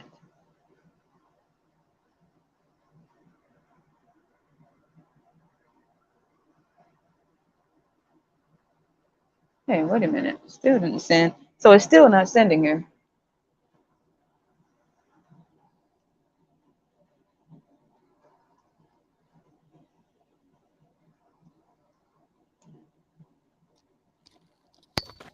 Okay, I'm not sure. I can give you my. I'm going to go back to the private chat and I'll give you my other email address. I'm not sure why it's not going through. Okay. I'm going to try again. Okay, wait a minute. I see a picture of some fire in the background. This must be you. I think it may go through this time.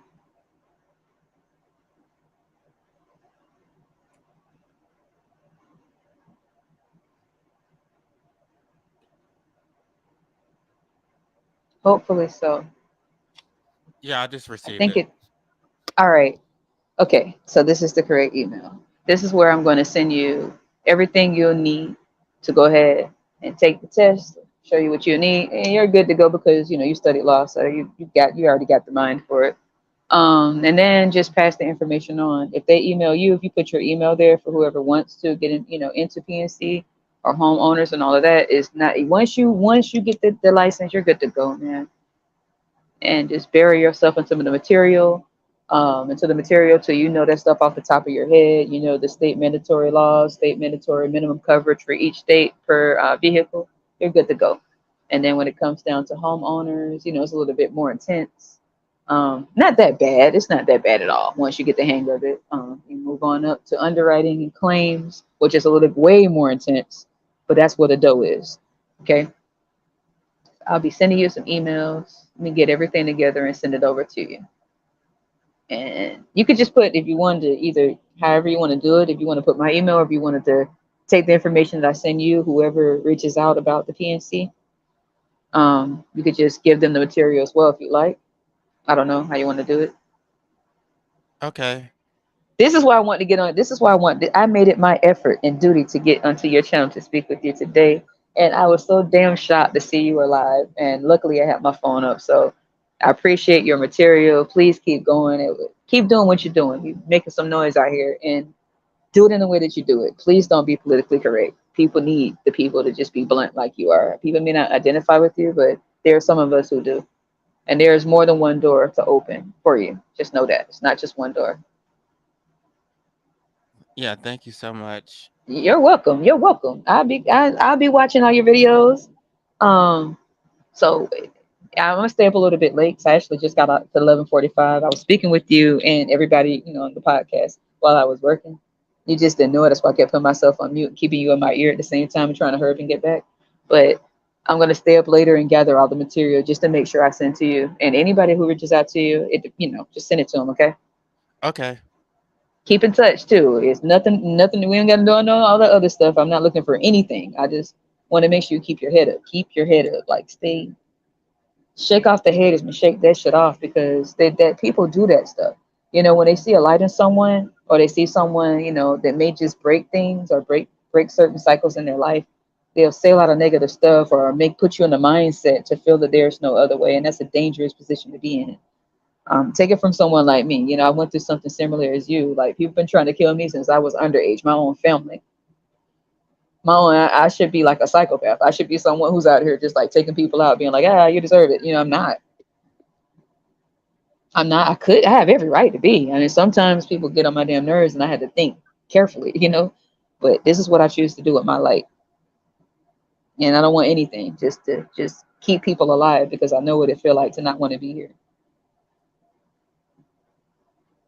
And I just ask that you do the same for someone when you get there. Like, you know, when you see someone to remind you of yourself, that you do the same and just keep it pushing, you know. Yeah. And then I know you got to get off the channel, and I appreciate your time, JC. So keep an eye out on your email. And for those who are interested, like I said, if they reach out to your email, I don't know how you're going to communicate, because I can't really see what they're writing. I can't, because I can only see the screen that I'm talking to you from. If they reach out to you, just pass on the material that I'm giving to you. Yeah, I And already please have study. his email. I already have Okay. his email address. Okay. And make sure you do study for the test. Take the test. I know you'll pass it. Okay. All right. All right. Thank Will you you? again. No, thank you. Shit, thank you for being you. Keep making. Please promise me you'll keep making these dope videos. Promise. Yeah, I need to do another. Well, I don't know if I'll do it, but I need to do another one about that Ugandan anti-gay bill. But Oh yeah. Please do. And even if I don't get a chance, I'm just gonna be just. You'll see me in the comments, just like commenting, you know. And please keep making these damn videos. And like, also one more promise that you'll do. Even though I am anti-natalist right along with you, anti-free. We're here now. We can't let these motherfuckers take us out. That's what they want. Make one more promise if you can. I know it's hard. I know it's difficult, because it gets dark for me too. It does. That we'll get through this together. Anybody else out there that's holding on, man, and you don't think you can push through anymore, just please keep just hold on a little bit more, man. You don't know who the hell, what you're here for. It may seem like you're here for nothing, but please just, we got to ride this thing out, man. We'll be out of this world one day, soon enough, when no one's escaping this shit, when no one's making it out. All right, so let's just keep riding this thing out. We're not getting. I mean, come on now. We're not gonna live forever. You promised me. I don't know about that one. But yeah, I'm just taking it day by day. Well, half a promise. A little bit. A centimeter. I can say I'm not going to do it tomorrow. I mean, I don't. Yeah, I don't know long term. I don't know. How about 50%? Just 50% promise. Just 50. I'm not going to sit up. Like, I can't lie. Like, I've already planned this stuff out. Like, Damn. okay. What I'll tell you is that I'm going to give it 25%.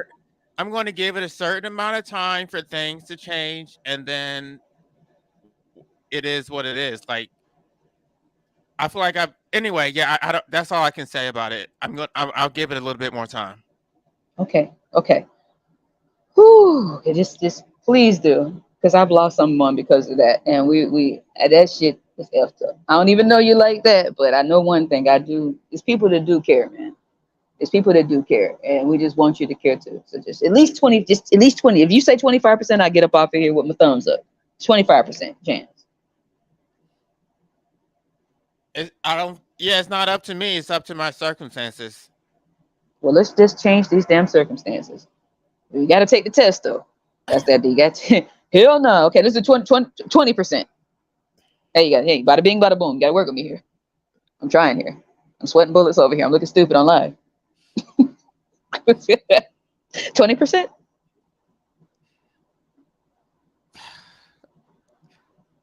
Elite? 20.1? If things work out, I don't know. I mean, I can't say. Like, I don't know. At this point, I don't want to be here, but things would have to change. Well, at least you laughed. I can't give a percentage, though. The laugh was good enough for me. So, all right, I heard the laugh and the smile, so I'm good. I can get up off of here with somewhat of my thumb up. You know, somewhat. My thumbs are sort of down, but At least I heard a giggle, so that's good enough. All right, so keep an eye out on the email, and I'll gather all my information and give it over to you. And then some of my test material to help you. Well, you got it. But if you need it, I'll have like the study courses that you need and stuff like that to just pass it. And Okay. then send you Well, over a couple of different companies that you may want to look into. Don't go into it thinking that everybody going to get in on insurance. Trust me. Period. You can sell, or it's not even selling. You're not selling anything. You're not like, hey, get this, bada bing. No, you're not doing that. They need the insurance. They're calling in because they need the coverages, and you are the knowledgeable one. That's all you got to do, and then you're binding policies. That's all. It's not anything difficult, as it seems. So let me get over here and do that. If you fall asleep, just check your email in the morning, and it'll be there. all right. And I know I have to keep my word because I know how sensitive this is. I know how sensitive it is. So be on the lookout. All right. Yeah. JC. Okay. All right. Much Well, you respect to have you, a good sir. one, and All I'll right. forward that. All right. You take it easy. Nighty night and check your email later on. And good Thank night, you. everybody, man. It's been a pleasure. All right. Bye. Good night. Good night.